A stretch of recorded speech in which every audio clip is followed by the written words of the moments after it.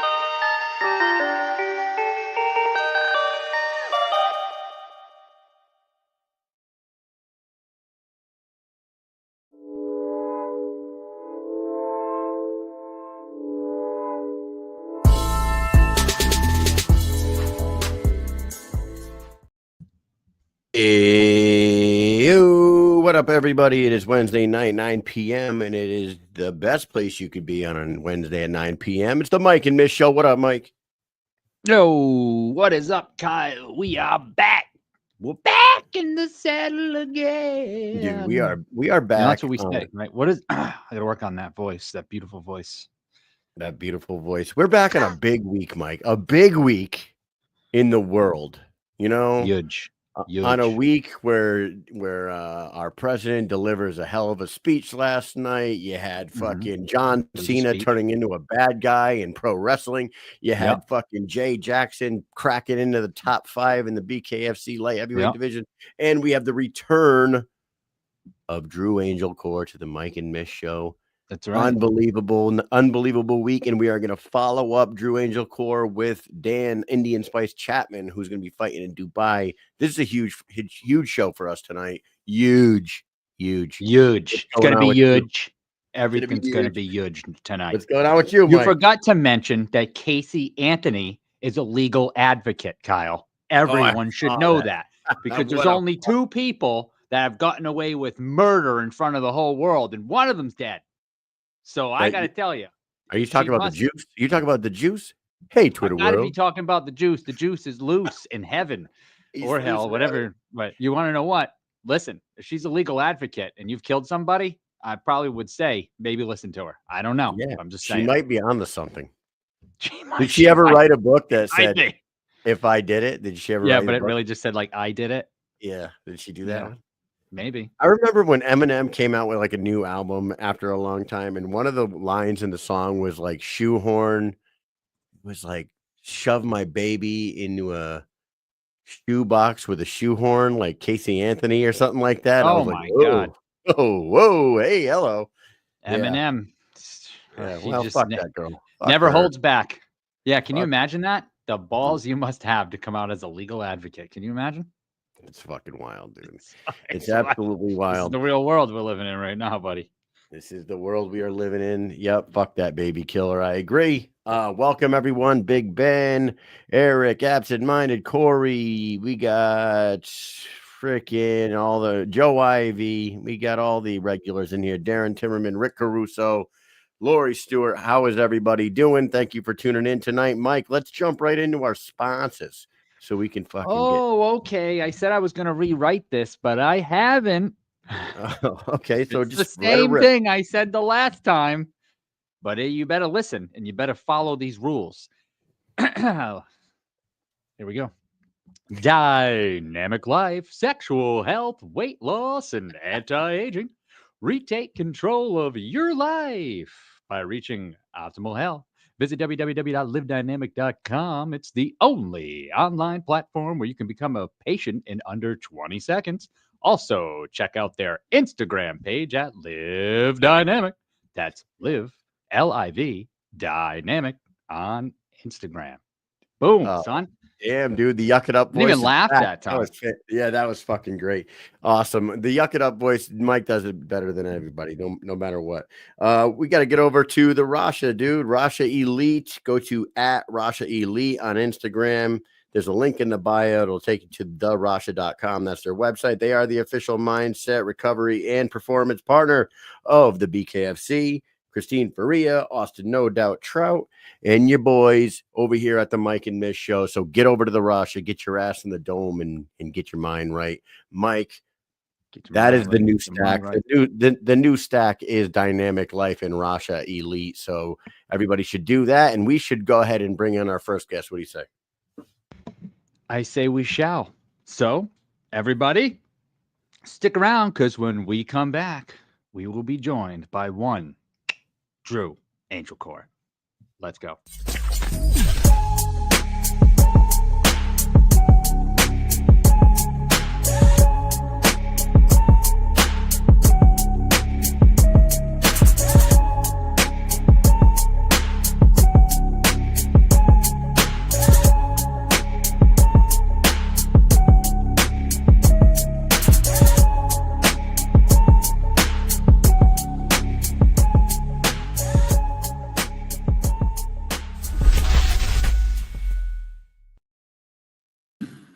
There he is. The always entertaining, the always in shape, always motivating Andrew Angelcor. Welcome back to the show, my friend. Where the fuck you been? Man, what's up, guys? Thank you for having me. Wish I could have been on sooner, but here we are. You can tell those are all things that Kyle really thought about you, because he didn't have those written down. That was right off the top of the head. He thought about all those. Those are all the things that came to Kyle's mind about you right away. Yeah. Just tell him. That's what I just saw. Always entertaining, always winning. You're always winning. I mean, that hasn't fallen off yet. You had one draw, but you know.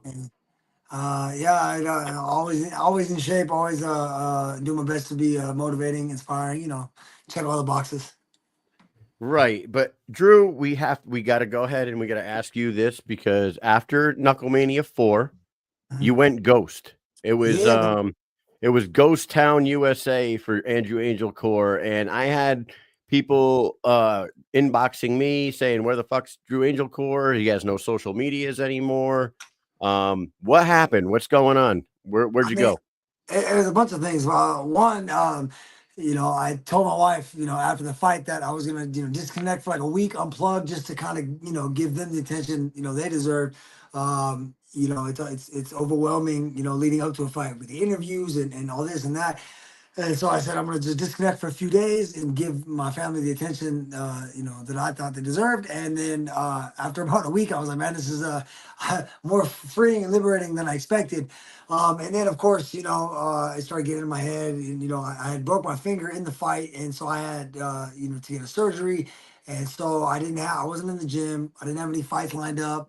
They had called me about a fight right after, but I was in the doctor, literally getting the pre-op thing for the finger, and and ended up in a dark place, man. Like, why be on social media if I got nothing to talk about? To me, all you really hear about is fighting. So when I didn't have the fighting, I was like, well, not much to talk about. And then, so I just stayed unplugged. And those who had my number reached out, and I communicated with everybody who had my number. But my theory was if you couldn't call me directly, then I didn't need to talk to you anyway. So. Yeah, the only way we could communicate with you was through Instagram DMs, and you were True. off there. So I had tried a couple times, but it didn't. I mean, yeah, shit. If people wanted, to call me, they could have got my number from my manager or something. Which, by the way, shout out to Ryan Perez and Slaughterhouse, baby. Thank you for getting me on this main event show. All I had to do was tell Ryan I was ready to fight again, and 3 days later he called me and was like, "All right, bro, I got your fight," and that's how I ended up here. So, good looking out, Ryan. Yeah. Ryan is always on top of his game. We just had Donald Sanchez on last week, and he said basically the same shit about Ryan. We all know Ryan. And one thing that Donald was saying that he loves about Ryan is he says how it is and never fucking holds back. And we all know that about Ryan for sure. Yeah, So shout out to him. Is King of Cali the official nickname of Andrew Angelcor now? I mean, I've never had an actual fight nickname. I just ran with that. I didn't give myself that. I think somebody dubbed me that going into the Cali card, and then it just, I think Shane made these shirts, and it was the theme for the Knucklemania fight, being it was my first time getting a fight in my in front of my people, so it was I mean. I'm not disowning the name, that's for damn sure. Especially with this next fight, me going to the East Coast. I've always represented Barstow proudly. Now I feel like I'm representing the whole West Coast. So I'm excited for that. Is our former sponsor, Guerrilla Warfare, is Shane still doing his thing? Like, obviously you have that shirt on, but I don't know how old that Yeah. shirt is. Is he still doing his thing, or? I think he shout out to Shane, by the way. He rebranded the company he's doing now. I don't believe it's the Guerrilla Warfare anymore. I think he's like Shotties or something like that. So he's still doing the printing and all that.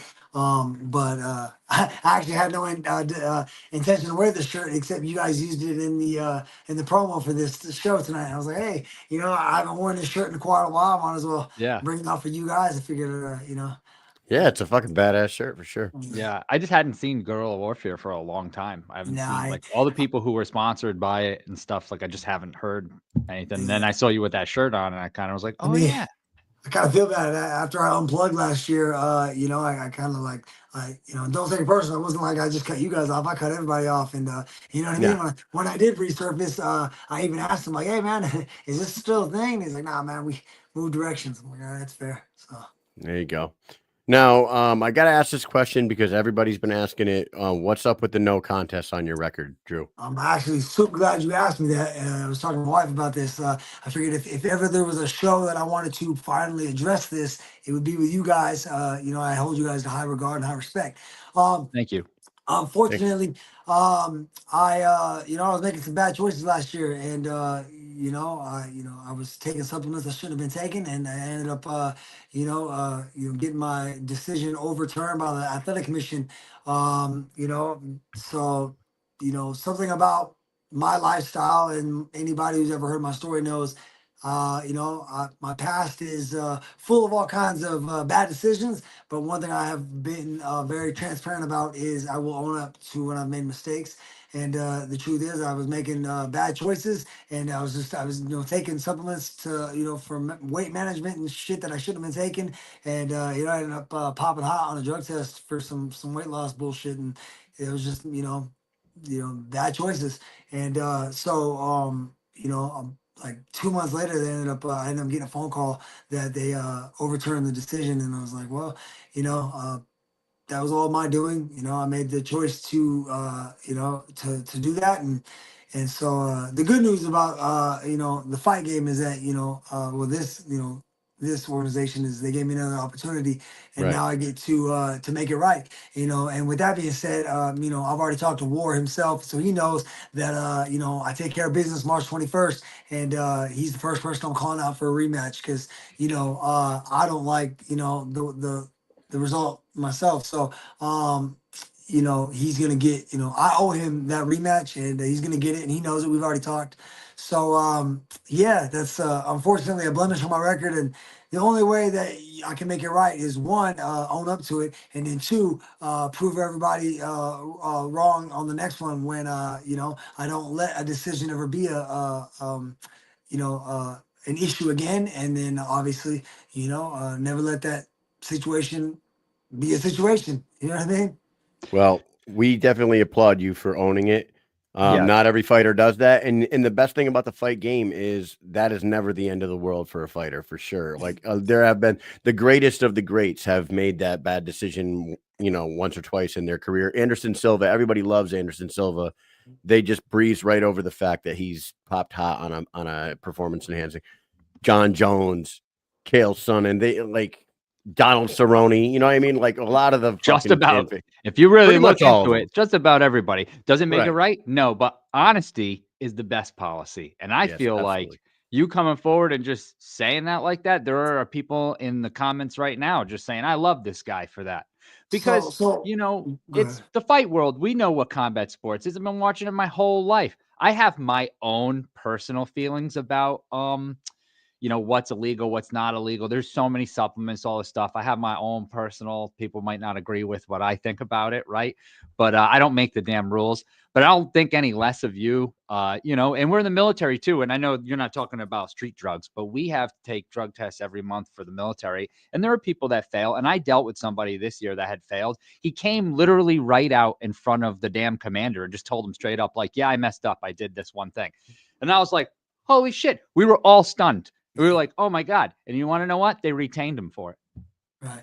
And so here, Like, that's the thing. Well, that's the thing. This is what I was talking to my wife about. So, I've actually said this in a, bare knuckle podcast post fight, actually, about people who know me know my story is literally based on the fact that I've been to jail, I've been to rehab, I've had felonies, I've had all of that stuff, and that's the image, if anything, that I want to be remembered for. That I've made plenty of mistakes and I've had to own them and then get past them. And so what makes this any different? You know what I mean?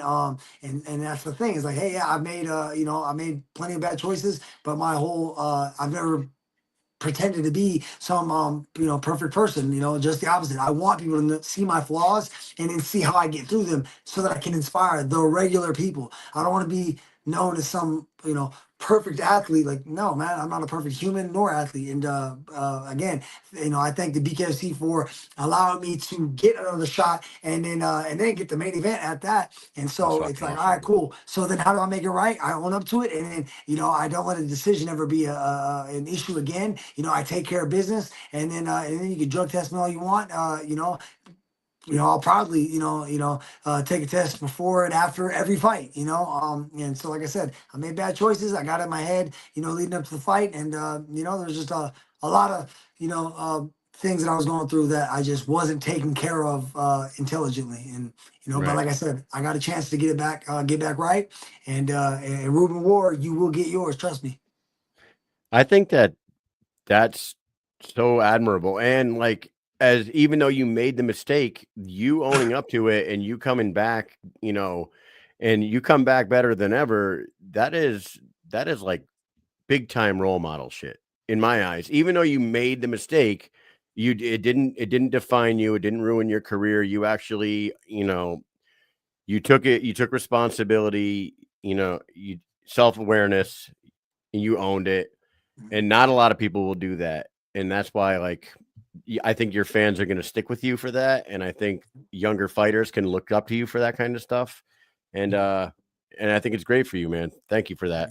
And Now with that, I thank you guys for asking me too, because I've done a few interviews now, and my wife had asked me, like, hey, if anyone, like, that was one of the big things with my return, like, I'm gonna have to face that. And I was like, yeah, and I'm gonna face it like a man. And she had asked me, she goes, do you think Mike and Mish should be the ones that ask it? So I guarantee they'll be the ones. So thank you guys, because it has been something that I wanted to address, because the number one thing is this, man. Anybody can say what they got to say, but the fact that I'm not hiding from it, running from it, or denying it, like, it is what it is. Here I am, and I'll make my next move my best move. Period. That's it. boom, you owned it. We talked about it, and now everybody knows the deal. And now you're moving on from it. You're back. You're in a main event. Is this fight, because Dustin Pague is, I think he's ranked at 165. If not, he should be right on the cusp of being ranked at 165. Is this fight at 165? You coming back Yeah, to yeah, 165? yeah. It is, and I already had the desire to, like I had said this in the past, that I wanted to. I didn't know if I was going to try to cut down to 45 or go up to 65, but I wanted at least two different weight classes, on my resume.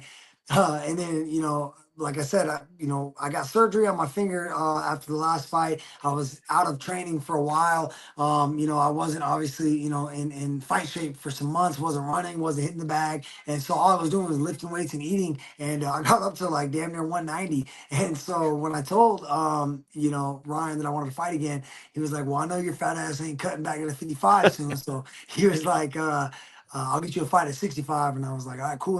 That's perfect, So when they offered the fight and he said it was Dustin Pague at 65, I was like, that's cool because, it was only 6 weeks, until fight night. And I was like, I don't fucking want to try to get rid of 30 pounds, in 5.5 weeks, So yeah, this will be at 65. However, I have no desire or plan to stay at 65. Like I said, I got unfinished business at 55. I believe there's more opportunity for me there as well. So I'll fight this fight and then I'll go back down to 55.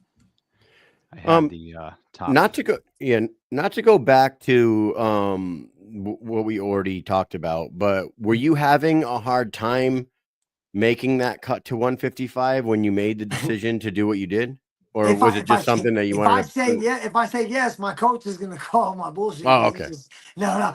I say that because he jokes that I can make 145 if I wasn't a little pussy about cutting weight. I like to eat, man. But in all honesty, I could make all kinds of excuses as to why. The truth is, I believe I was just way too in my head about my first hometown fight, the King of Cali thing, selling tickets. The first time my wife ever saw me fight live, my mom ever saw me fight. Like, I got way too involved with all kinds of shit that didn't matter instead of focusing on the fight and training.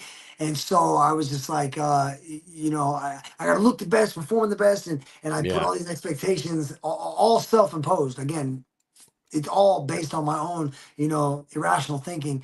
And so I again, with having the last 10 months to process it all, I just think I got into over my head, man, and I think I set the bar too high for myself. And I was like, I'm gonna I don't know, I'm gonna take this, I'm gonna do this, and it just started trying to take How did shortcuts you and shit. process it? Because I would imagine, like, you take great pride in your fitness, and like you have shared your past with your fans and everything. Like, so you've been very transparent about your past discrepancies or Mhm. problems that you've had. Right. After you got hit with the infraction, was it hard to process for those 10 months? Did you like talk to some? Did you talk to like a sports Well, I mean, therapist, or would your wife and your well, coach help you? I mean, all of the above. I mean, first and foremost, I had to talk to God about it. I had to get honest with myself. But again, those who know, know that my story, I should say, understand that I live by a different set of principles, and I have, I. My men's group that holds me accountable. I have a connection of people that I associate myself with in these principles and stuff in these steps that I live by, which literally require me to what we call, trust God, clean house, and we admit our faults, and we basically clean up our side of the street is what it's referred to. And so, having lived that lifestyle for so many years, it's like I knew the answer as far as like how to get past it. It really, my whole thing was just like it wasn't even a matter of what others are going to say. It's more of like me condemning myself and how I feel because of the standard I hold for myself. I let myself down. Other people's opinions are going to be like, I can't change that. Like, with or without a bad drug test, bro, like people are going to talk shit about me because they think I suck. They're going to say I'm not, whatever. Like, You're I'm not not going the to please. king. You're not the I'm, king. hey, I'm not the king of Cali. He's fucking, fraud, whatever. So it wasn't a matter of like me processing what others would think so much as it was like me accepting, like, all right, man, I messed up. what makes this any different than my rap sheet of, bad decisions? So it was like, all right, stop throwing a pity party, feel bad for yourself. You know what I mean? Like I have a community to represent, I bought into the gym that I've been working at anyway. So I'm actually, that's another reason that I didn't even know if I was going to come back and fight, because, now as part owner of the gym I'm at, the kids program and the kids that I've been coaching, I've been getting in their fights. So I've been doing the coaching thing for the last year, and that's been exciting. Anyways, but the process, it was just a matter of doing what I've done over the years with all my other mistakes. And it's like, all right, well, this is literally just another mistake. And Yeah. and that was, and like I said, talking to my wife, talking to like I said, I therapy, that's another thing, I did therapy, I did all kinds of stuff, for obviously issues way outside of this, but you know what I mean? Again, full transparency, man. Like, you know what I mean? As a man, I've done what I can to better my, the mental health and all that. That's awesome, man. Hey, you know what you need to get by, and like a lot of people wouldn't admit to seeing a therapist, but there's nothing wrong with that. A lot of people do it, and a lot of athletes do it for sure. Now, you mentioned coaching. That's fucking awesome that you're doing that. And like, I don't coach fighters like you do, but I am like heavily involved in my kids' sports, and basketball and baseball is like my other life besides podcasting and working for the Army. I'm I'm a soldier, I'm a podcaster, but I'm a coach when I'm not doing that. And like, you gotta admit, man, there's something awesome about coaching some kids and then seeing them succeed, right? It's like the best fucking feeling in the world. Absolutely. I mean, and obviously when I'm taking my amateurs to their boxing matches, it's like that's cool because obviously I love boxing and fighting.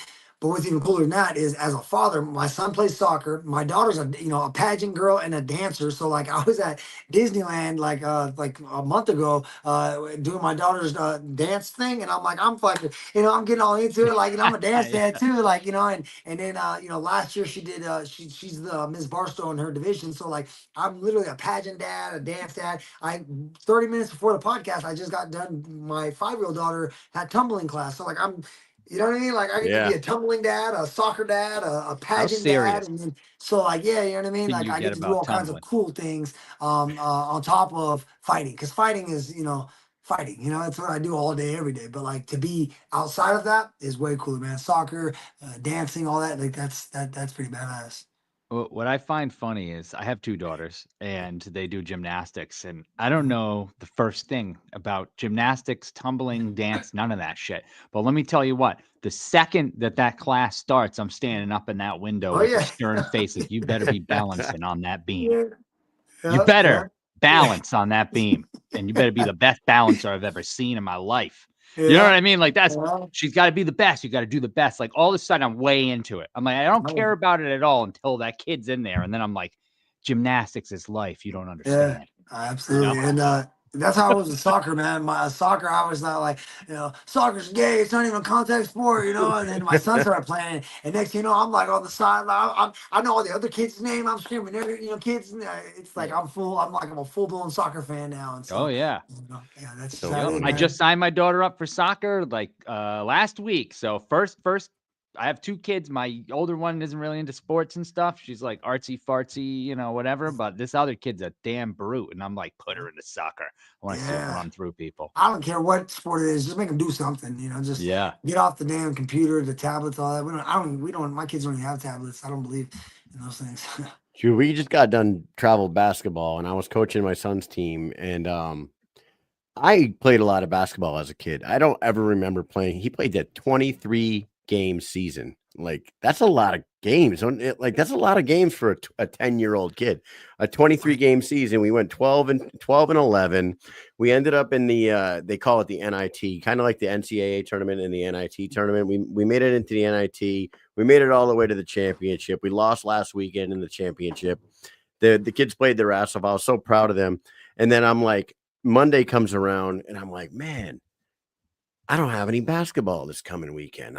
For the first time in months, I'm not gonna have any fucking sports. And then I get an email yesterday that says Little League evaluations our Sunday afternoon, all coaches report to this coaching seminar at 10 o'clock on Sunday morning. I'm like, just when I thought I was out, they fucking pull me back in. Yeah, I was like, oh man, looks like baseball starts this weekend. Son of a bitch. I thought I had a weekend off. Nope, but I love that shit, man. And as a dad, you get it. It's fucking awesome. Oh yeah.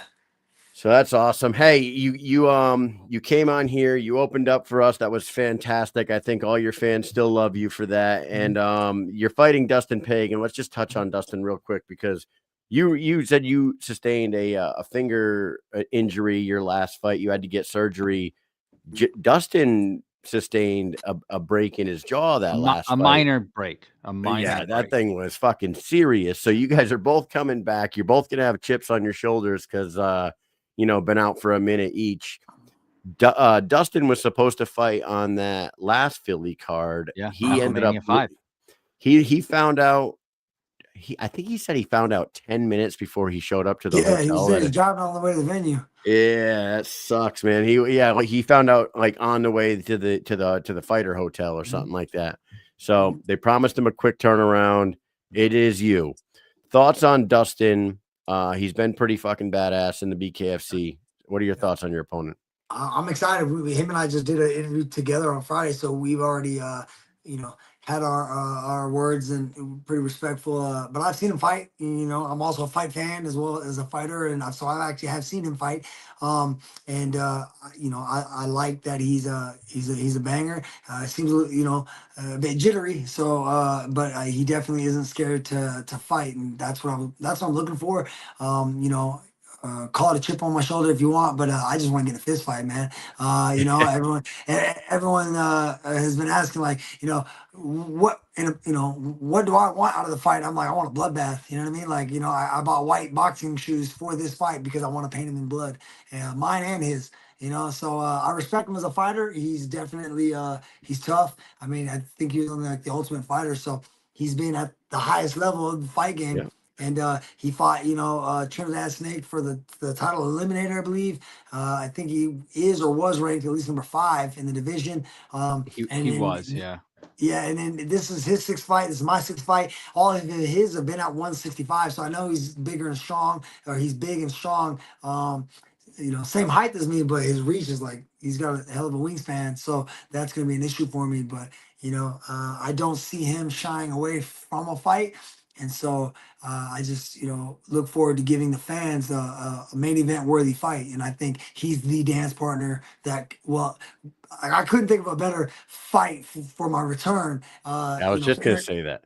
For entertainment purposes, like I said, he's a tough, SOB, and it'll be a great name to have on the resume because I don't want to fight a bunch of nobodies. Like, my whole desire as a fighter is to give fans like fun fights to watch, and so and you guys already know, I love to fight. So yeah, he's the one that I think will bring the best out of me. And you'll see March 21st. We're gonna show you guys why we're the main event. I love it, dude. And it's in the ECW arena. It's fucking fantastic, dude. They did a great job giving you an awesome matchup for your return.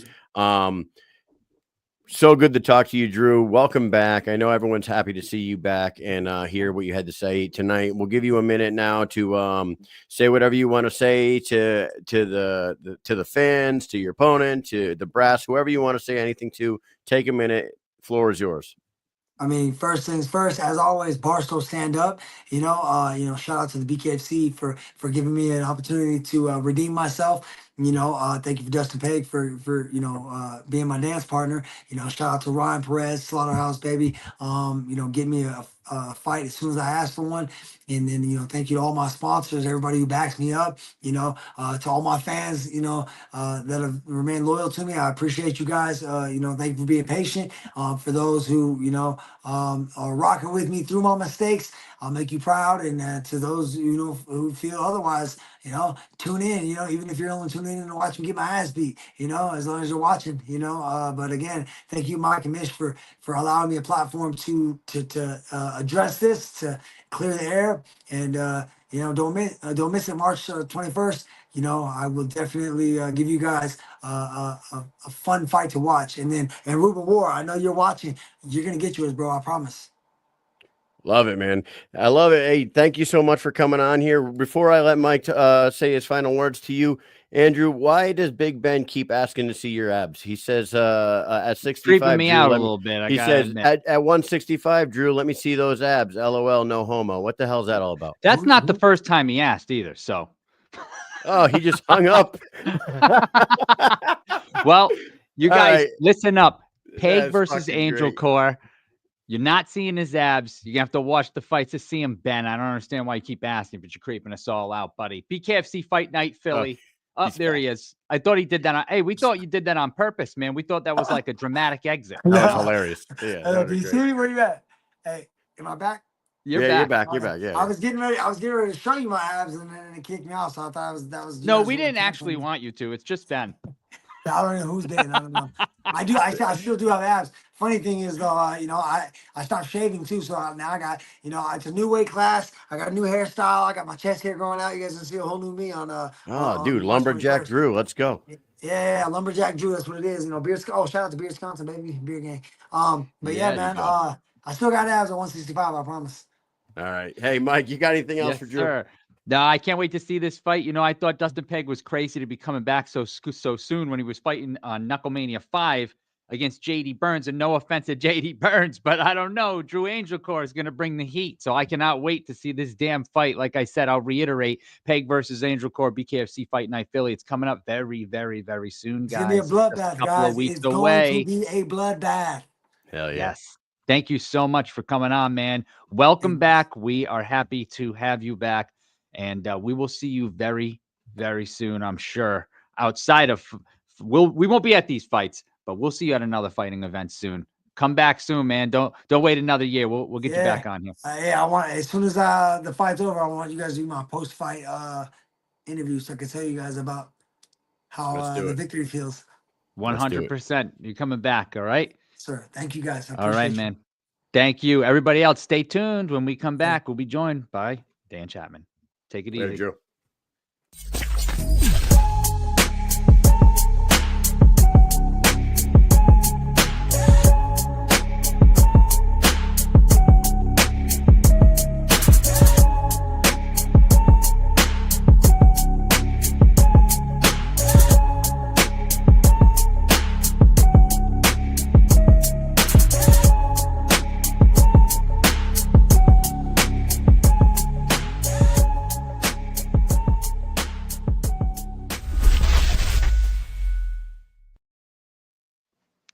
There he is. Welcome to the show, Dan Chapman. It is an honor to have you on here, sir. How you doing?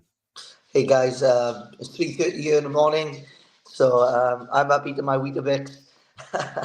I'm looking forward to speaking to you guys, and looking forward to the questions. Yeah, absolutely, man. It was kind of hard to get you on here because we're on the other side of the world and the time differences are so different. I ended up being able to get a hold of your management, and we got you on here, and it's exciting for us because you are an interesting guy, and you have one hell of a backstory, and you made your way into the BKFC with a big splash last year at Marbella, and you have a huge fight coming up here. But I want to kind of introduce you to our audience because you have a hell of a backstory to how you got to where you are today, and your childhood and your upbringing. For those here in America, anybody who's ever read the book, I think it's called Me and Cuss. It's the Mike Tyson book about him and Cus D'Amato. Mike had a very tough upbringing, just like you did. Different kind of upbringing, but very different, very difficult. And he ended up going to jail. You ended up going to foster care, but you guys both ended up with a boxing coach that kind of like changed your lives, right?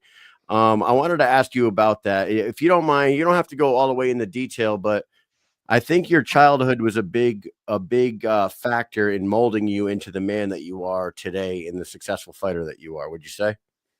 Of course, you look at all great fighters, they a lot of them have a backstory, and boys, don't be afraid to ask me any question. I'm quite open about my past, because from a young age, if I didn't deal with the trauma from a young age, then I would have ended up becoming what my parents were like. And I didn't do that. I dealt with it. I faced the trauma when I went to a good home, foster home. And I made sure that in the future that it wouldn't affect my friendships and my relationships. So, a lot of people, come with baggage, and these kind of situations growing up, it defines you, who you are, what kind of characteristics that you have. It builds character. But something that I was really blessed with was I didn't let it affect my mental health, and everybody has stages of ups and downs in their lives about bad mental health. And being a man, masculinity is such a big subject today. I believe that, from one of my situations, it's a rare situation, because when you've been brought up through drugs and alcohol, 90% of the children become that, because Right. they didn't know how to cut off what was negative, because they used to think blood was thicker than water. Then they think, that's my mum, that's my dad. Doesn't matter what they do to me, I love them, and I didn't have that attitude. I was very I realized exactly what was right and what was wrong. And for me, it was really important to not let their behavior decipher what was normal and what was not normal, It's So, it's really amazing because from what I understand, it was heroin, right? Like there was a yeah, lot of it heroin. was heavily drugs, alcohol, methadone, and then obviously dealing with escapes. I would imagine this is why alcohol became then more addictive than the drugs in the end, Wow. Yeah, to be in that life, and it was from a young age, right? It was your like early childhood years, right? Yeah, it's from the ages all the way from 3, 4, 5, 6, 7 through to 8, 9, 10. And then I went at the age of 12, 13 out of 100 homes I've been to at the Wow. time. Then I went to a very good foster home finally after a certain incident. Yeah. Yeah, When you're forced to grow up very fast, right? You're like, it Mm. sucks for a child like yourself because when you're in a home like that and you basically got to fend for yourself to eat. I mean, I would imagine, right? You got to No, feed yourself, you're you got to absolutely shower, right. you got to bathe yourself, you got to get your own clothes and all that shit. It sucks because you're forced to become an adult very young, you know? Of course, at that age, you don't have utilities, you don't have the mindset. I'm a child, I needed two adults to give me at least bare minimum. And from a young age, pardon me, I didn't have that, so, my life was getting beat with the metal side of the belt every day. My food was raw sausages, uh, domestic abuse, again, when you're in these situations, it's difficult because as a child you try to process all this and you're thinking, how am I in this situation? And you ask 1,000 questions to yourself, and growing through that is that you don't lose yourself going through those um, horrendous day-to-day life of how an adult treats you, and you're thinking, this is my mom, this is my dad. I mean, how is this even happening? And again, understanding what was right and what was wrong was really important. In my head, the domestic abuse, walking around needles. My mum and dad were, flat out on heroin. Then the abusive behaviours that obviously my way of dealing with that was not to be at the house, it's Yeah. being on the Yeah. street, hanging around with the big boys that I shouldn't have been hanging around with, robbing schools, stealing cars at the age of 6 and 7 years of age, So, Crazy. and it's just a survival mechanism. You must understand that. I didn't want to be there, but these people treated me better than what my parents treated me Right. like. And Yeah, you fit in. That's where you yeah, fit in. yeah, That's of where course. It's you just, felt comfortable there yeah, it's my in that past, position. Yeah. And I don't talk about these things a lot today because I never used my childhood as an excuse. So 90% of people don't know my background because I don't talk about it unless it's needed to be in the right places. So I used to go around schools doing talks, talking about foster care, talking about drugs, alcohol, motivation, being a sports person, all these things, you know, and then I could channel out of an audience of a school of 500 people or 600 people. I know in that audience, I'd be only targeting what I'm saying to maybe 10. But that 10, those children would straight away would understand that what I'm talking about would be saying, God, this person knows what I'm going through. Those children just connected with me straight away. They would ask questions in the audience, and I would have after sessions with the teachers with some of the children, because the children then would approach the teacher and say, can we talk to Dan, you know? And I used my tools with my experience of my childhood then to obviously then to a certain extent, because when you're in a school environment, you have to be the subject has to be for children. It can't be an adult conversation. Do you understand? Yeah. So that's where I channeled the energy. But at that time, going through those things, it definitely defined me. You know, I went through many difficult things, but you know, it's hard to see that even from a young age, I knew that one day when I grow up, there's going to be a situation where I'm not going to be in this situation anymore, because I'd be in control of my life.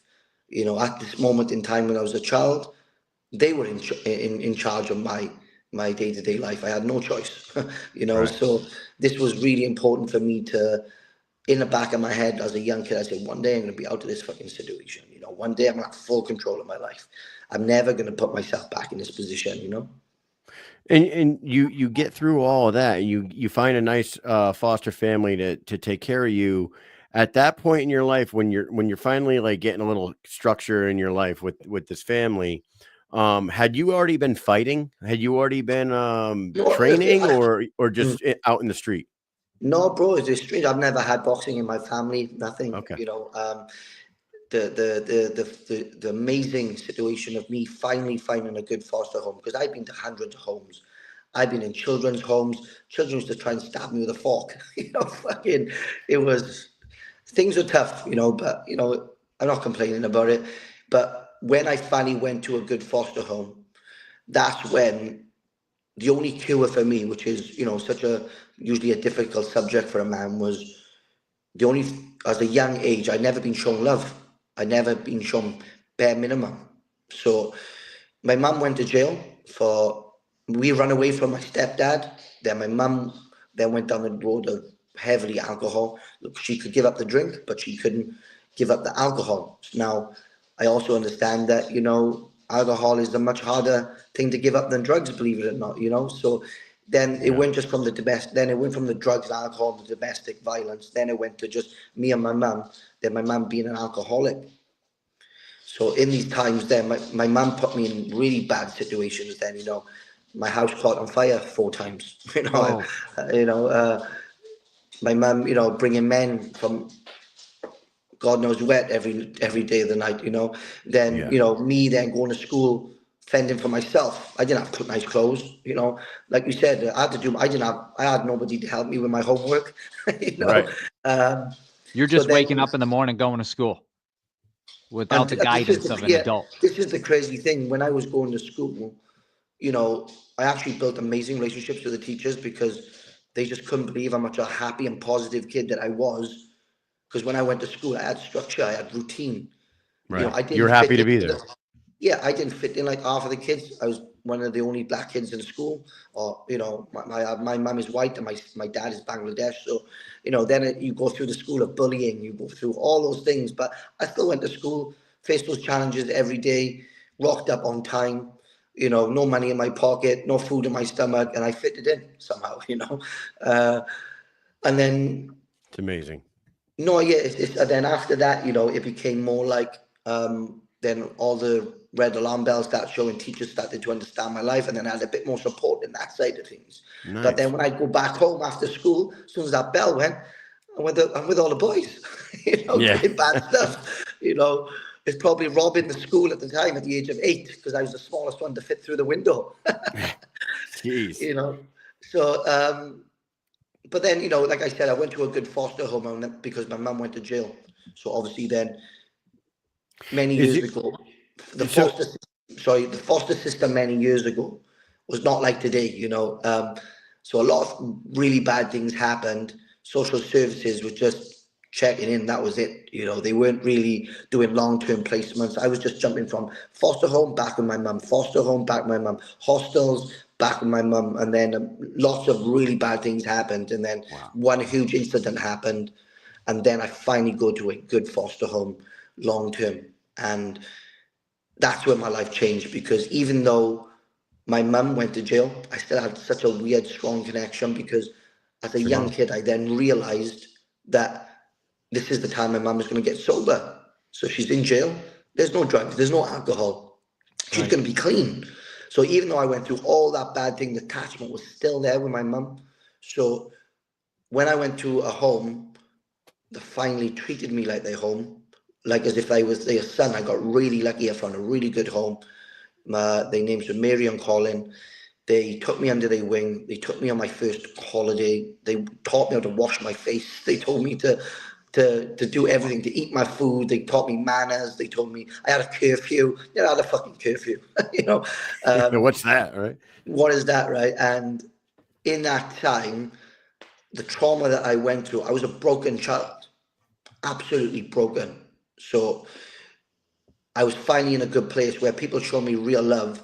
So if I was going to face this trauma, I knew that I was going to face this trauma with them, because finally I'm in a safe place. Finally, you know, someone to show me love. But I couldn't accept their love in the beginning, because I still had love for my mum, because she was in jail. In my head, I'm thinking my mum's going to get out. She's going to look after me. She's going to be better. She's going to be clean. She's going to be sober. Everything that you've been hoping for is going to happen. Yeah. So you're like wishing to go back. And that's the only love that you know at this point in your life. The only love you've had your entire life. Yeah. As messed up as she was, it was for your mother. Like you didn't have love for your stepdad. You didn't have love for the people around your mother or your stepdad. It was just her, right? Yeah, exactly that. And, you know, and I was aware that these amazing people who just come into my life, I knew that they love me, but I couldn't love them back at the time. Yeah, it's hard. I was stuck in between relationships, and the final straw was, you know, my mum wrote me letters for 2 years in prison, and, you know, she's on good behavior. Things started to change. I had over 1,000 letters in my bedrooms. I was having 3 letters a week with promises. And at the time, you remember, you know, I'm a broken child by this time. So there's a lot of things that I needed to fix within myself. But the letters I had of my mum then were so engrossed mentally that I realized these promises, I hope would become real. So in that time, you know, my mum comes out of jail. She calls me the first fucking day. And I remember like yesterday, and she called me, and I knew straight away she's drunk, on drugs, and off her face. And that was... You would just hear it in her voice, right? You just knew. Wow. I knew it. I can tell with people, even if they've had a sip of alcohol, I already know. I've been brought up through understanding behaviors and actions and patterns my whole life from a young age. From a young age, I've been observing, you know. So I knew straight away. And that night, I got off the phone, I closed the phone, slammed the phone down. I was like 9.5, just turning 10 at the time, around that age. And then I said to my foster mum and foster dad, I said to them, today, I said, this is where you become my mum and dad. And then I said to them, I never want to speak to my mum again. The line is here, I cut it off now. Anything that's toxic in my life is gone. And from that moment, that's when I become the young man that I am, because I could deal with my trauma now. I could love them back. It was nothing pulling me from either side. It was just me and them. And that was the moment then where I could just love them back. And that's when my life changed, to be honest with you. Was your foster family aware of like your feelings towards your mom? Was that just like a secret in your head? Like, did you show them? That was a brilliant question. Yeah. Do you know what happened was, this is what made it work, was they accepted what I asked. They really had my bags packed. They thought I was going to be going home to my mum, because, you know, the progression of my mum in prison was incredible in the 2 years, you know. And then for me, it was just, I told you I was a broken child. There was no room for broken, and not one more broken promise. Yeah. So Yeah. when my mum called me that night, once I said to my foster mum and foster dad, I said, guys, that is it. I said, you are my mum and dad now. I can love you with all my heart. Right. You at that moment over the phone, you can tell she's never going to change. Right. Yeah, look, I made that decision regardless if she does. I can't.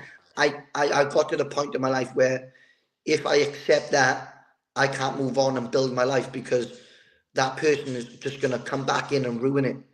Yeah. And I knew from a young age, no one told me this. And when I said to them, I don't want to speak to my mum ever again, they said, are you sure?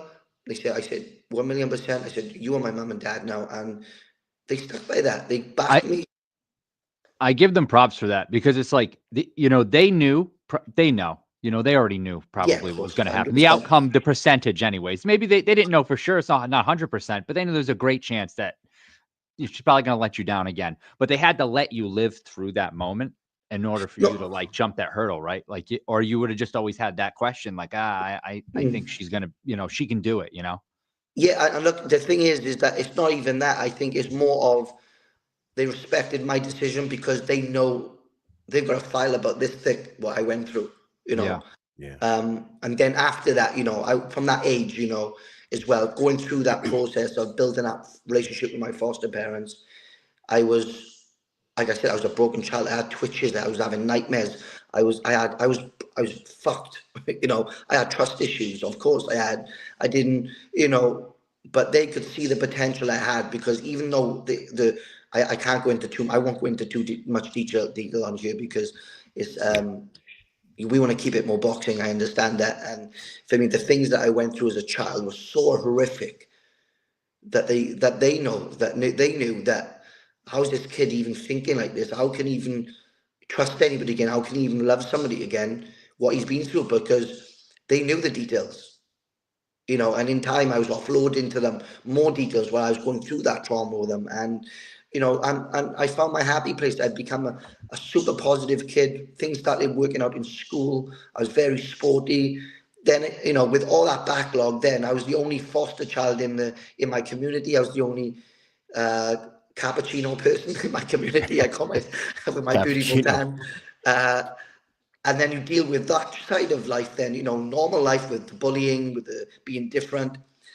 As a child, I was never a chameleon. I never wanted to blend in with everybody. I knew who I was. I was authentic. I was always a little bit different to the other kids. I knew that. And then my foster father passed away. And then this is how I got into boxing. So my foster dad was football crazy. He was an amazing guy.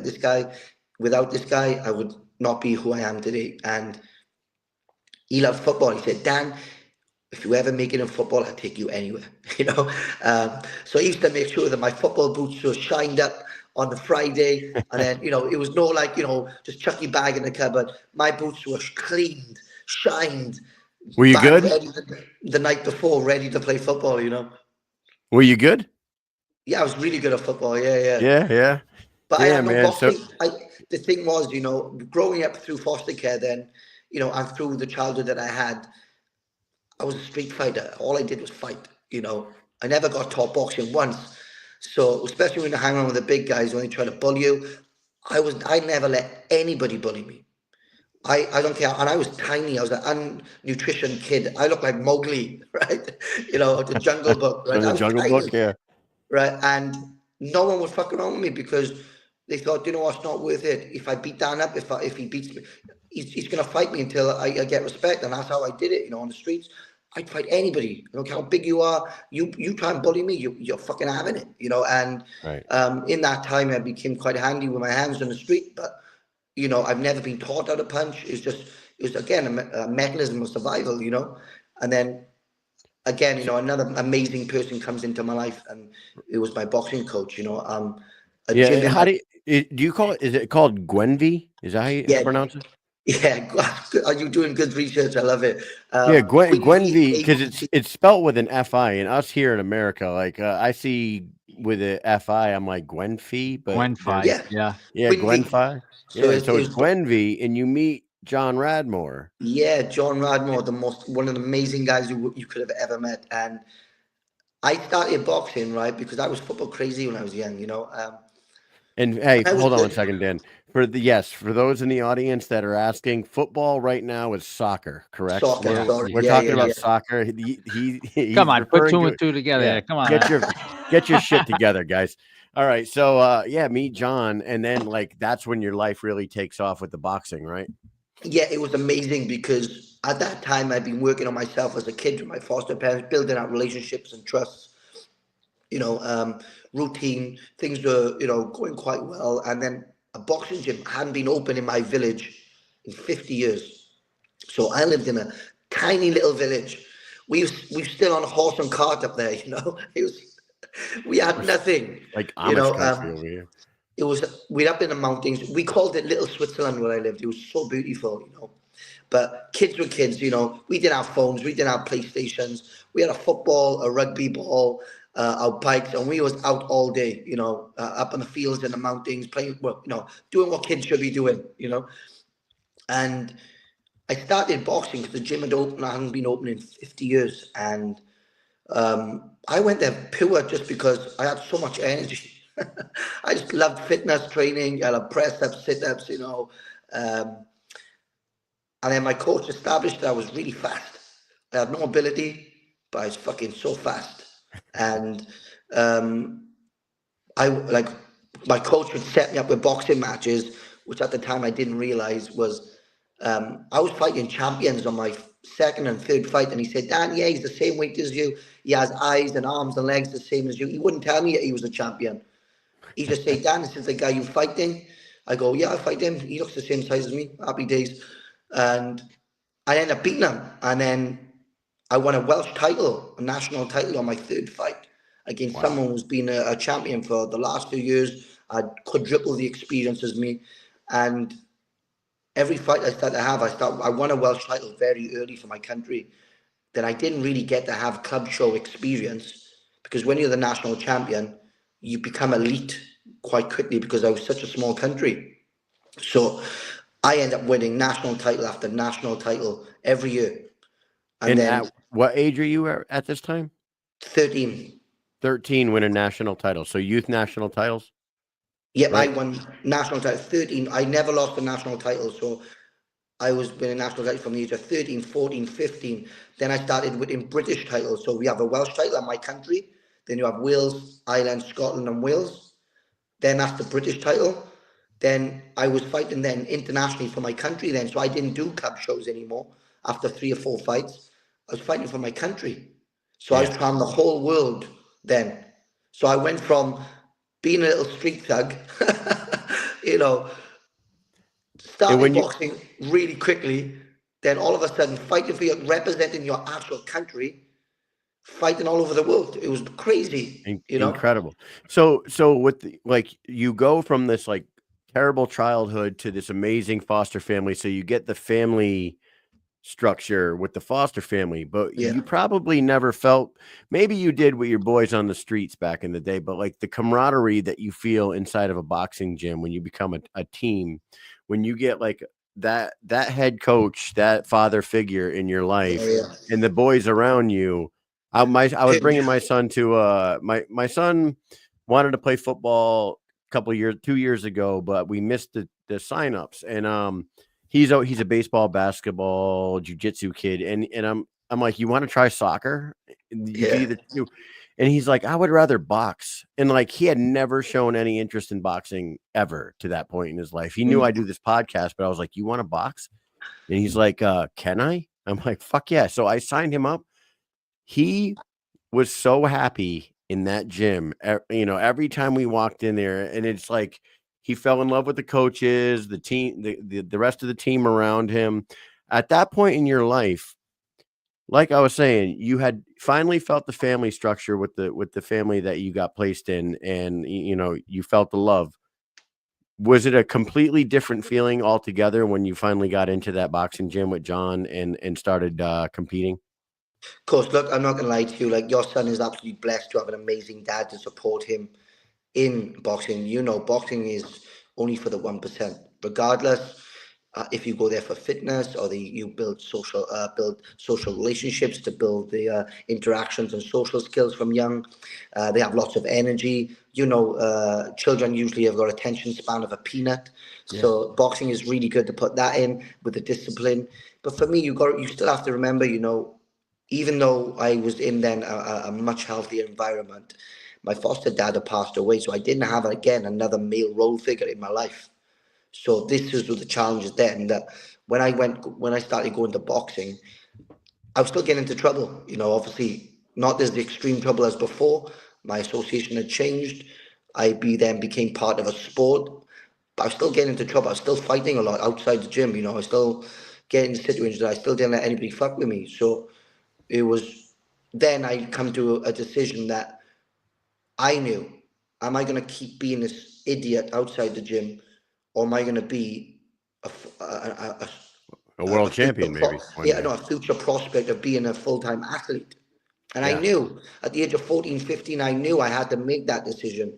And again, that was another obstacle I faced, where making these decisions in your life are vital. I teach over 100 children in Spain, amateur boxing. And I say to them that the fucking choices that you make now will define your future. And I didn't have support, and I was making these decisions, So when I was in boxing at that moment, I loved being part of a team. I loved being part of that. But was I going to throw away by being silly outside the gym because I didn't understand of being experienced to go, I'm going to walk away from this situation because I got too much to lose. And I had to go through that process to realize what I had to lose, because I have such a special talent from young. So, as your son will have, when he's being a dickhead outside, you'll say to your son, hey boy, do you want to fuck around with the boys on the street, or do you want to boxing? He's got that mentor there. I didn't. So I had to experience that a little bit longer than most kids who had that back in. But boxing involved me, and it made me really find who I am. You can't hide in boxing. You can't hide. When I was a kid, like I said, I looked like Mowgli. So I was sparring always the big boys. And there's nobody there my weight, my age. I was 14, 15, weighing 34 kilos, bro. So how big is 34 kilos? How big is 34 kilos in pounds? Do you know? It's pounds. So 120 pounds. It's like 4 stone. So it's not even 120 pounds, but it's way less than that. Way less than that. It's 15 kilos. Pounds. It's 15 kilos more than that 126 pounds is. Jesus. Wow. I was tiny. I was so on nutrition, but bro, I was fucking fast. Man, all right. So you go winning all these championships. You're fighting for your country now. And now this is like, for the people that are watching, they don't know your whole backstory here. And there's people in the comment section. They're saying that like you should write a book. I mean, I don't know if you've ever thought about that. Like, you've gone through it so much in your life, and there's I'm going to hit on something in a second that they're probably not aware of either. Have you ever thought about that, like writing a book, or like? Look, I've been really blessed. I worked with a lady. She was part of Gymshark, and she done a book about masculinity, and it was about, she picked 20 athletes from unbelievable backgrounds. It was incredible. Like, we had the disabled world heavyweight lifter. They had Formula 1 drivers, and she chose me, a bare knuckle fighter at the time, me to do a story. And I'm in a book. It's amazing. I'll have to send you the link to it. And yeah, do that. Definitely. I will. It's absolutely amazing book. It talks about mental health. I was in a good position to talk about masculinity. What is it like to be a man in sport, not being able to show weakness, not being able to show, understanding that what a man is that, yes, we have to be a man in our day-to-day life, work, your sport, but behind the scenes, we are built to be dads. We are built to learn how to have affection. We learn how to be soft and vulnerable. Men can't show that in sport today because people see that as a sign of weakness. But a real man, as you know, is not afraid of that vulnerability, that he understands if anybody sees these things as weaknesses, by being softer, by being, vulnerable, by showing emotion, being able to be upset and communicate, that if people see that as weakness, then that just shows that who's really the weak person. It would be them, because I'm a strong person. I can be vulnerable and show emotion. I can control those feelings and understand to people that is not a sign of weakness. That's a sign of a strong person who understands that he can be there, then be a bad motherfucker when he needs to be. And that is male suicide right now is higher than ever because men are only learning how to be tough. And they take that burden upon themselves so much that it gets to a point today that mental health gets so bad, and that's why suicide is at the most highest rate than it's ever been. So it was a great way to, offload my backgrounds, my traumas, show people how did I manage to get from those horrible situations and how did you deal through that? What did you cling to growing as a person? And people, when they respect you, they will take little things of what you've done and add it to their life to help their mental health and to help their situations. And it's a powerful thing, bro. Huge thing. Absolutely. That's your whole story is powerful, man. I think that you can help a lot of people by sharing your stories for sure. I don't want to. It's 4 o'clock. A few more things to talk about. Yeah, we got to I'm not gonna lie, like you said, boys. I'm in a fantastic situation to talk. I'm so healthy. What's happened in my past and dealt with it so well. Yeah. That it needs to be shared. I'm really good to share. I don't get upset no more. I've dealt with it such a way that I can express it for people to understand. So I can break that solid food into baby food for people to understand it. Because, like you said, even the people, I had hundreds of foster brothers and sisters, and we all went through nearly very similarities of patterns of really ingrained, heavy things that happened to us growing up. But everybody handles it differently, bro. And for me is that my job is to not say this is the way to do it, but I can connect to people who've been through that because they know when I speak about my past, I'll say certain things in my conversation. They go, this guy's not fucking lying. I've been through that. I can relate to this guy. I can be honest now. And the hardest thing I work with, with the government, working with dads who had broken relationships with their children through drugs and alcohol. They were dealing with police, social services. They were dealing with, all these people who were saying, you need to be this person. And well, we understand your life. And they were saying, fuck you. You've never been in my shoes. I'm not going to listen to you. So they don't then become transparent and honest about their real life situation. So what happens then? You never get the root of the problem to help that person, to guide that person to get healthy rehab. So when I used to speak to these ones, straight away, and I remember I used to bring them to my gym. I used to do boxing sessions with these dads, right? And I loved it because, you know what? They come to me because they respected me for boxing. They didn't realize what I went through. So when I talk about these things, straight away, the guard would drop. The psychologist would be there and they would be straight away saying, yes, these are the drugs I'm taking right now. This is what's happening. I fucking hate my neighbor. I want to kill my neighbor. And the psychologist is writing this shit down and they going, bam. Dan has done more work in 45 minutes than it's taken me 3 years with this guy to get him to speak the truth. Wow. So it's a real powerful thing, bro, honestly. Yeah. And I love doing that. This is why I realized that the story is powerful. But it is. Regardless on my end, I don't want to keep playing that story. There's more to Dan Chapman than his past. There's more to Dan Chapman than just his boxing.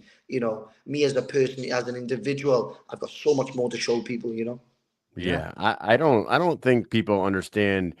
Obviously your backstory is your backstory, but like you coming into the BKFC right now, the BKFC has very diehard loyal fans, but I don't think they quite understand how skilled you are coming into the BKFC. They can look up your record and see that you were 5-0 in BKB and you were a world champion. But have they gone back and watched your fights? Have they taken a look at your amateur background? It's been go on. Yeah, it's been an absolute crazy journey. You were damn near an Olympian, right? You were damn near an Olympian. And for those who don't know, you were in a nasty, bad motorcycle accident that could have ended your career altogether. And from what I understand, it did for 10 years. You were basically told that it's over, right? Like you were basically told that your career is over. But here you are now, however many years later, you not only fucking proved them wrong, you went on to become an undefeated BKB fighter and winning a world title and fighting these studs. And then now you're coming over. The motorcycle accident. I don't. You don't have to go too deep into it if you don't want to. No, But I can keep it quite short because we have so much to how talk bad about. was the injuries that you sustained? You know, guys, you know, it wasn't so much how bad the injury was that. Just remember, you know, I always backlog my life, and I go from the childhood, then going to a great foster home, then losing my foster dad, who was the rock of the family. He kept the family together. This guy, fucking incredible guy. Then, you know, starting a new sport that I had no background on. I didn't do boxing. I remember turning boxing over. I remember turning Joe Calzaghe over on TV. I wasn't interested in boxing, you know. And then when I got into the sport and then become successful, and I chose that life. Do I go this way or this way? And I went the boxing way, and I fucking went from there, and I just shot to there, and you know, then becoming part of the full time. Imagine now, I was from the age of 16. I was a full time Olympic athlete, getting paid on lottery fund money that was tax free, training 4 times a day, every day for 6 years. I was training for my country, Wales. So we'd meet up on weekends and then travel the world. Then I became a full-time athlete, sponsored by Adidas or Lucozade. I had a psychologist, strength and conditioning coach, everything. Getting paid $2,000 a month to be a full-time athlete, but you can't even spend your money, you know? And all of a sudden I thought, wow, this is where my life is. You know, I'm a fucking dedicated, the road from 2008 Beijing Olympics to 2012. And guess where it was? It was in my country, in London. I was like, yeah, perfect. But everything's happening. Everything is snowballing forward for me. And I was thinking, and, you know, that's without then having, you know, the obstacles in your career, you know, understanding what weight cut you're going to be, understanding politics in boxing, you know. It's a hard thing, as you know. It's not easy. And still trying to be that number one and being on that bus, the road to Olympic Games, you know. And I was on that bus. I was full-time, and it got to the point where I was qualifying for the Olympics, and yeah, I won the national senior title. Because as you know, there's a lot of people out there saying, yes, I'm a good fighter, I'm this and that. But yeah, when he was 13, 14, bro, you know, what did he do as a senior? This is when it counts. This is where everybody falls off. Now that goes down to the 1%, as you know. Who's got the mentality? Hey, when I was a kid, all my friends at the age of 13, 14, they all had beards and hairy legs. I told you, I was Mowgli's fucking twin brother. You know, I was tiny. So when you say 1%, though, like to make the Olympics, it might be less than 1% of the fucking world's population. You know what I mean? I try to explain it to the point, but you're absolutely right. You know, it's like you are the elite of the elite if you're making it to the Olympics. Bro. It's unbelievable, and you were this close. Oh, and I'm there, right? And I get to the point where I know I'm that 1%, and things are starting to work out really well, and I'm that close. I win the elite national titles on national TV. The qualification is locked. Then it goes to the World Championships in Baku, is in Azerbaijan.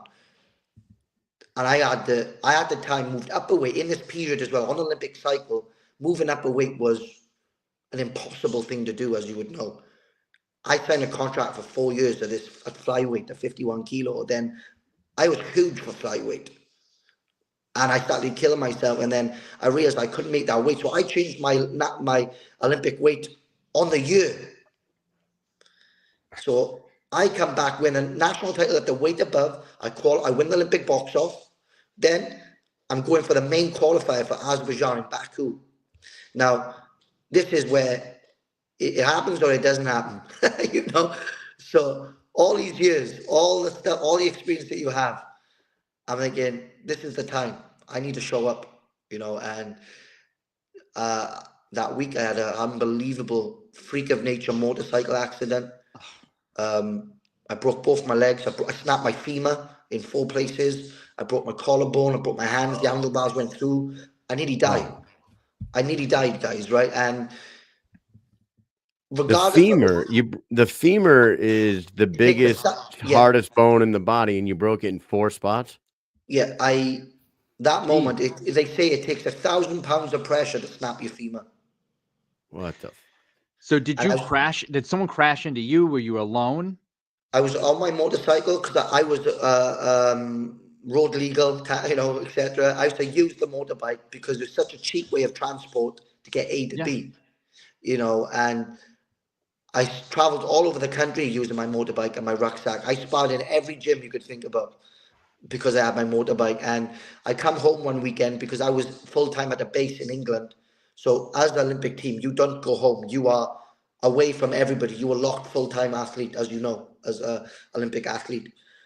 But I come home one weekend and I was driving, and on a big bike, you can't just turn the handlebars. You've got a bank, and a car come really fast up behind me. I look over my mirror, and the time I looked over my mirror, I run out of room on the curb. It was on a bend. I couldn't turn the bike, and then I hit the steel girder at 40, 50 mile an hour. And I'm sitting there, lucky I'm not dead. I felt like I was dead. I realized I can't move. My legs were conscious the whole time, or did it knocked you out for a bit? I was screaming. I was in so much pain. And then I was on the banking, and I realized that something wasn't right in one of my. I could feel a lot of pain. I could feel a lot of warmth. And then when I realized, because one leg was broke, but the other leg was the femur had broke, which is a little bit more painful than the other leg, right? Yeah. And I thinking, I'm okay. And then I realized I tried to move, and I just remember my bones grinding on the bones. I could hear it. Oof. Then I realized that my femur, the muscle, my thigh muscle, is up above my waist. Jeez, so I realized now that muscle is not in its normal place. And that's when then I moved, my femur muscle flopped over, and then I passed out. I don't remember anything else. Oh my God. You're lucky, like the femoral arteries right there by the femur too. Like, true. Oh my God, you're so lucky. I mean, so I'm having a 10-hour operation. I'm in my hospital bed. I come around, and the doctor is he's like, guy, bro, your new sport is playing darts. Basically. Wow. He said, you're not going to be able to walk tidy again, even though train. But I accept this, guys, when the doctor says he's a professional, I'm not. Reality hits then, you realize it's not like I'm going to. You're thinking your fucking life's over, right? This beautiful life that you've built is now out the window. 10 years of dedication. Gone. 10 years of. Guys, you've got to understand, right? This is the ingrained this is trauma in my eyes, right? Yeah. Not my past. That was fucking easy, right? My past, that was easy to deal with, right? But the only childhood that I had left, I give it to boxing, boys.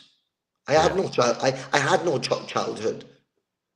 The only childhood I had then was what I was so dedicated. I knew I was different to the other kids. I told you, I had so much talent growing up with my speed and my attitude, but that didn't get me where I was. It was the mindset, the repetition, not doing what my friends were doing, sacrifice. People think, dedication is just like going to the gym every day, eating cake, not doing what no, it's fucking way more than that. Are you doing the shit that nobody else is doing when nobody's watching? I always stick by that. That's what defines a champion, regardless of your talent, right?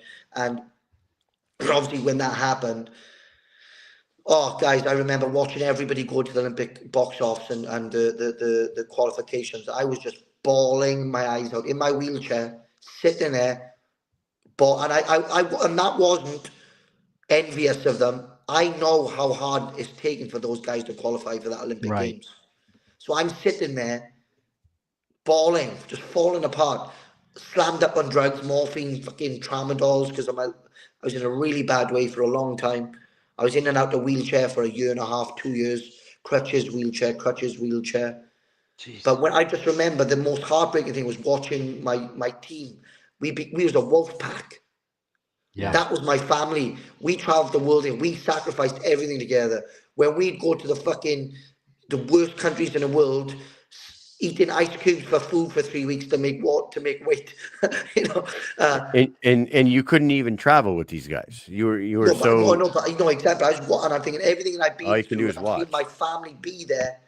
I was so proud of them, but heartbroken at the same time, you know. Yeah, I can imagine, man. So that was probably the worst moment in my life. Fuck everything else that I went through. That was, to me, that hit hard. That affected me, you know. This is all like your life is a movie for sure. Yeah. You are the subject of a fucking fantastic movie. When you get to this point in the fucking movie of your life, you either have to choose to just accept what the doctor has given you, or go do a desk job somewhere. The crazy thing, boys, right, was it was the reality hit so hard. I had to accept what the doctor said. Yeah. Right. It was no, dreaming or I'm going to be back at the gym. I knew I was fucked. I knew my career's ended then. And you've got to remember, I had no family to support me. I had nobody to pick me up at my lowest point. That's when I become an individual. I was lucky I had an amazing foster family, but when my foster father died, I was then obviously away from everybody because I was a full-time athlete. And when my foster father died, the family fell apart actually after that because this guy died, You look at some of your family, there's always that one who kept the family together. He was one of those guys. Yeah, he was the one. So in that time then, I was dating a girl and she was my savior. I realized then I'm not superhuman anymore. I realized then I have to live a life of a normal person. And that was mad because on those years of getting better, on get myself able just to go back to normal work, 2.5 years later, I got married to this girl. I was really young. I was only like 18, 19 getting married. But it was the best thing I could have done because that showed me what a real life was having your second person to mold as one. And we built our life together. We had nothing then, the money that I had from the boxing, we bought a house. Mm-hmm. So my life had to start again. I had to work with her dad. I was cleaning windows, and for me was in the process of me climbing up and down the ladder. That was a major tool of getting my legs back good, believe it or not. Sounds crazy, right? Right. But my wife at the time, she was a Jehovah's Witness, and the Jehovah's Witness is a very strong belief. They're very strong. I respected her religion.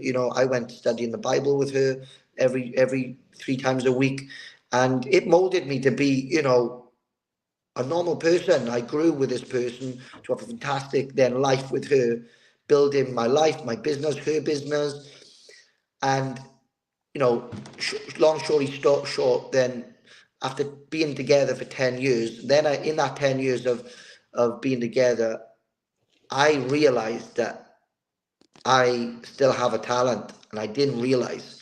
So in this meantime, I'm going to the gym, doing weights on my upper half. I couldn't do a lot on my lower half because I had still problems there. And what happened was, right, I started just tapping a bag, not moving, just tapping a bag. And I felt good, as in I couldn't move. I still was limping with my right leg. And I started tapping the bag and I think, and all of a sudden then I started posting a couple of videos because that's when Facebook and Instagram come involved. Where, it became a platform, and all of a sudden, people start calling.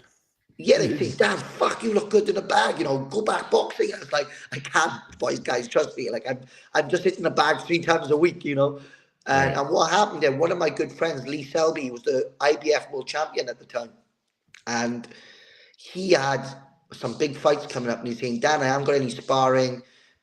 Fuck, I've seen you at the bag. Can you come and spar?" I said, "Bro," I said, "I can't. Like, you'd punch my head in. Like, I'm just moving around the bag. I've still got a limp." And then he started saying, and then weeks later, I started doing more bag work. And he said, "Dan, come on, please, I need sparring. Just do me some smart rounds with me or something, And I was like, fuck it, I'll do some rounds. I said, I might only last 3 rounds, bro, but, I said, bro, what you need someone who can do 12 rounds with you, you know? And I done some sparring with Lee, and that's when I realized I've still got my talent. It's crazy. Like, at what point did you, like, because you don't walk with a limp now, right? And you dance around, like, when we watch you fight in BKFC and your fights with the BKEB, especially like the fight with Sean George, like, you're so slick with your footwork in that fight. But You're guys, moving all around. I've got so much more like to evolve, and when we get to the show, like, you're gonna see the crazy things that I did to get myself back. And it was just like it got to the point. Then I started sparring, and then all of a sudden I'd done the camp for Cambosis when Lee done the fight for Cambosis, you know. So he's saying, Dan, I want you in full lock on the camp, like, you know. I'm his close friend, so he doesn't have to charge me for sparring. I'll do it for free because we good mates, you know. Him and his brother Andrew Selby, me and his brother, he was the #1 flyweight for Team GB. We traveled the whole world together, so we like brothers, you know. So and all of a sudden, one of my friends said to me, Dan, come up and watch this bare knuckle show. I was like, bare knuckle? Really? He goes, yeah. I was like, I went up to watch the show. I watched the sport. I thought, this is fucking such a stupid sport, right? It was like, I seen guys' eyebrows come off and land in the middle of the ring, teeth falling out. I remember this fucking huge American hit this guy and the blood splattered everywhere. You could see it all over the referees. I was like thinking, these guys are fucking idiots. They're crazy. Who on earth would want to do a stupid sport like this, right? So I come back home. You know, and then I come back home, I'm doing more training, I'm posting more videos, I'm doing it for fun, guys, right? Just posting. And I was telling my wife, like, I coming home with black eyes and stuff, and she's like, what are you doing? I said, oh, babe, I was doing medicine balls, and the medicine ball hit me in the face. So my wife now, my wife was a Jehovah's Witness at the time, and they hate violence, they hate boxing, it's against the religion, right? So in this meantime, I know this. I've studied the religion. I respect my wife's beliefs. But I'm getting this bug back, and I'm thinking, fuck, you know, I'm starting to feel good. My movement starts coming, my fitness.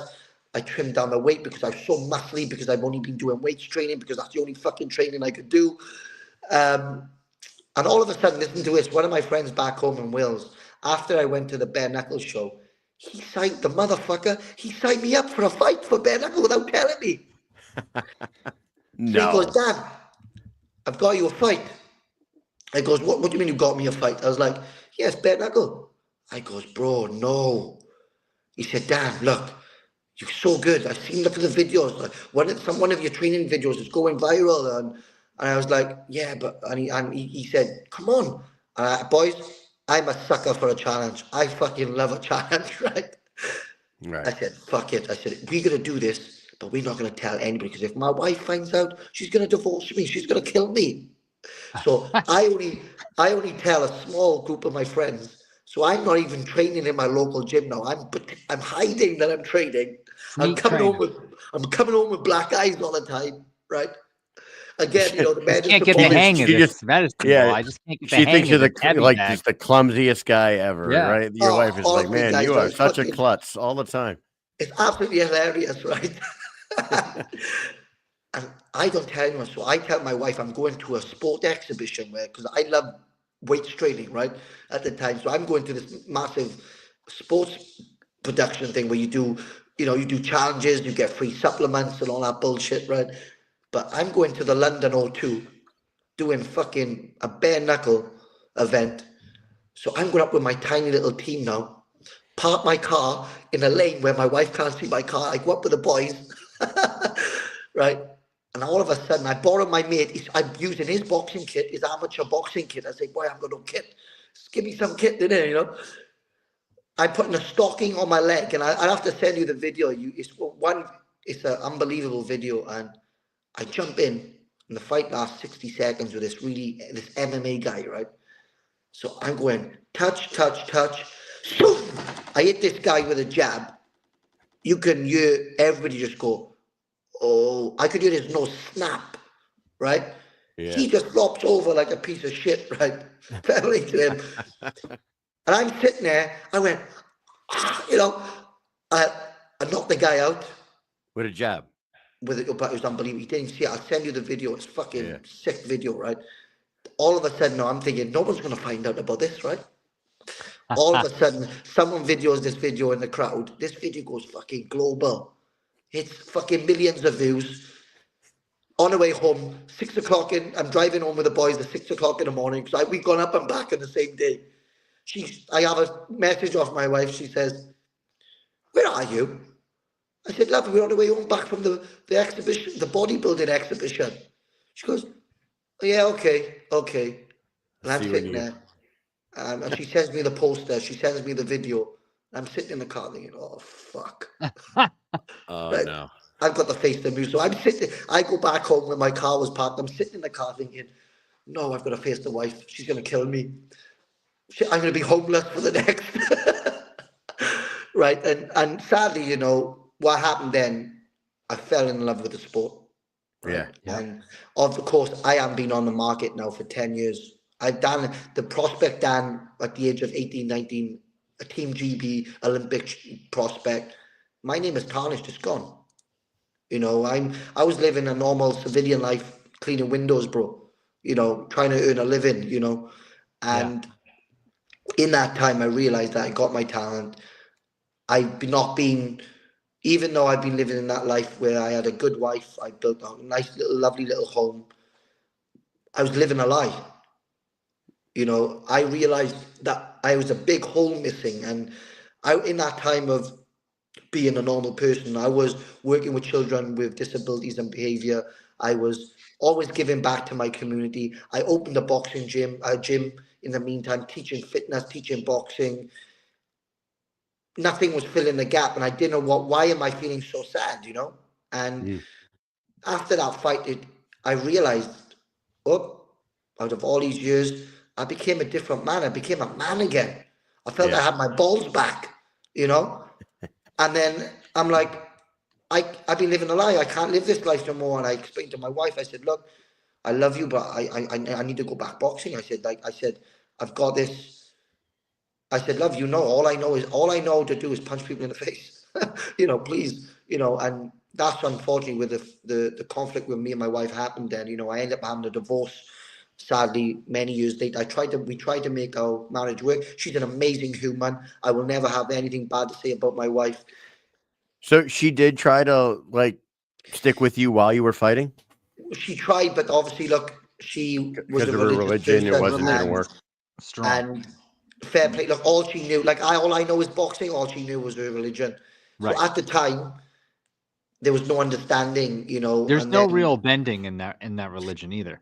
No, I look, know some people who are in it, they don't. I've got nothing bad to say about the religion. To be fair, it's like me saying, right, guys. But they're strict, like you were saying, like they're strict. They have their own things that they stick to. It, you know, 100%. And for me, is I respected the religion just because I'm an athlete. If you're a boxer, do you go training twice a week? Do I call myself a boxer if I'm going training twice a week? No, of course you fucking don't. It's every day, fucking twice a day. And that's why I respected their religion, because they say what they are. They study the Bible, they train themselves. So I respect that, you know. Regardless what I don't believe and what I don't believe, I respect that they live their life by the Bible. I respect that. They practice what they preach, you know. Exactly, they practice what they preach. Exactly, and I respect that from a Jehovah's Witness. So for me, you know, a lot of people don't know the ins and outs of a Jehovah's Witness. It only goes on rumors. So I know how the religion works, and I've come from an outsider. And I understand, you know, I respect them, because if and everybody can hide behind a religion. I can't speak for the ones who hide behind religion. People use that to hide. But the ones who do dedicate themselves as a Christian, I fucking respect that, because I understand you are fighting a different demon to me. You are fighting a spiritual demon with your day-to-day life by being a good person, spiritual person, etc., right? So anyway, you know, I then say, you know, I'm going back boxing. She said, look, if you do that, it's not going to work out. We tried to make it work. We push each other apart. And sadly, we have a divorce, you know, and, you know, then until after the divorce, that's when we realized what our special bond that we had, you know. But everything's amicable. We both got our different lives now. And this is where my life changed now in fighting, you know. This is when I'm not fucking around in bare knuckle. I'm a full-time athlete. you know. Yeah. So that's when I went on to be a world champion in bare knuckle. This is what I was going to, I end up, because I'm small, I'm only like 64, 65 kilo. Then to get my name out there, I know to do well in boxing, regardless how good my talent is, you need to build social media platform. Yeah. To And get nowadays, especially, for sure. 100%, right? And I knew that I was good. I've always posted my training. So I've always I've been one of the athletes that I've been doing this game for fucking 22 years, boys. So any fighter has to watch me. Even if they studied me for a year to fight me, you're still 20 years fucking behind, right? So I use social media as a powerful tool. So I use it because you fucking watch me every day. I only watch a couple of hours you were training. I know exactly what I need to do. I don't need to see your Instagram stories. But the other thing is, the guys who I fight, they are like, how do we beat Dan Chapman? They are studying me. And my videos, I post my sparring, my pad work, my shadow boxing. I think I'm saying, you study me because I'm going to beat you a year before you can get in the ring. If you have to watch Dan Chapman fucking train every day, you're going to have problems in camp. You know, it's going to break you mentally. Your coach is going to be changing. You need to do this. You need to do that. Run at me, brother. I'm happy all day. You can study me for a year. You're still fucking 20 years behind. And I've used that with my social media. This is how I built a huge platform with my social media. Because you know, all fighters, they don't show zero content. And then they complain why I haven't got no sponsors.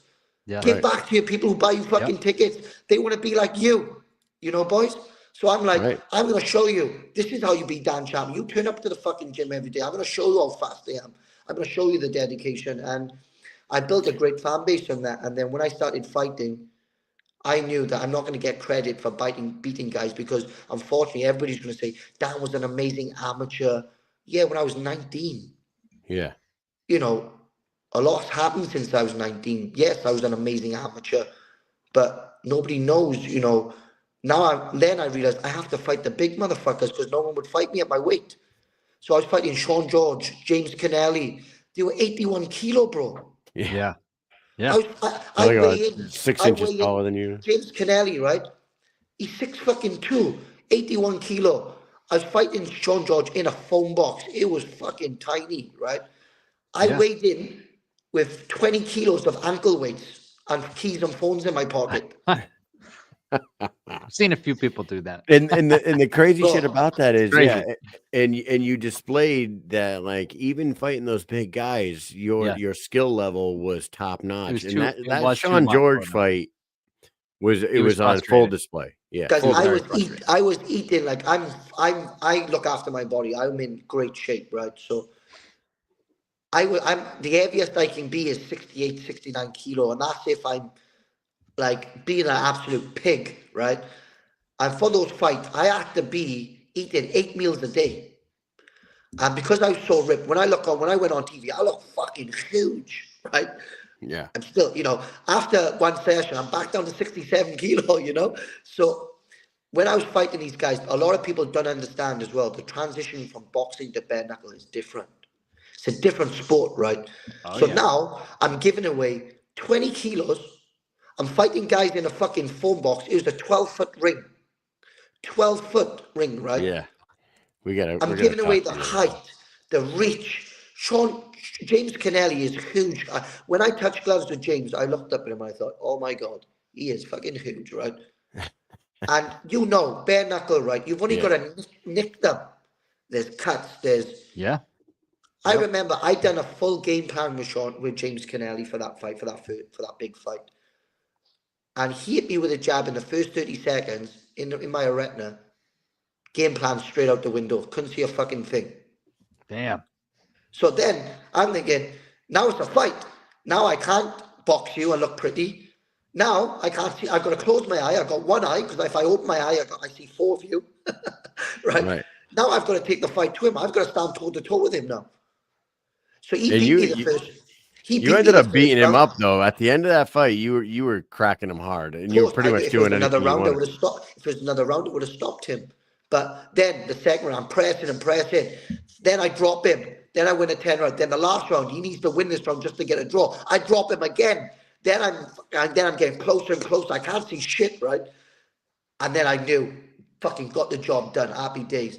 Then I had Sean George, you know, he was a veteran, a former world champion in the game. He's had over 20 bare knuckles, right? Because of the company had changed name, they couldn't put it on record how many bare knuckles he had. He's had over 20 bare knuckles plus, right? Again, walks around 85 kilo. Guy's a huge compared to me. His leg weighs more than me, right? Again, me eating like fuck, you know, I had to take these fights with these guys, you know, to get a platform. Right. Yeah.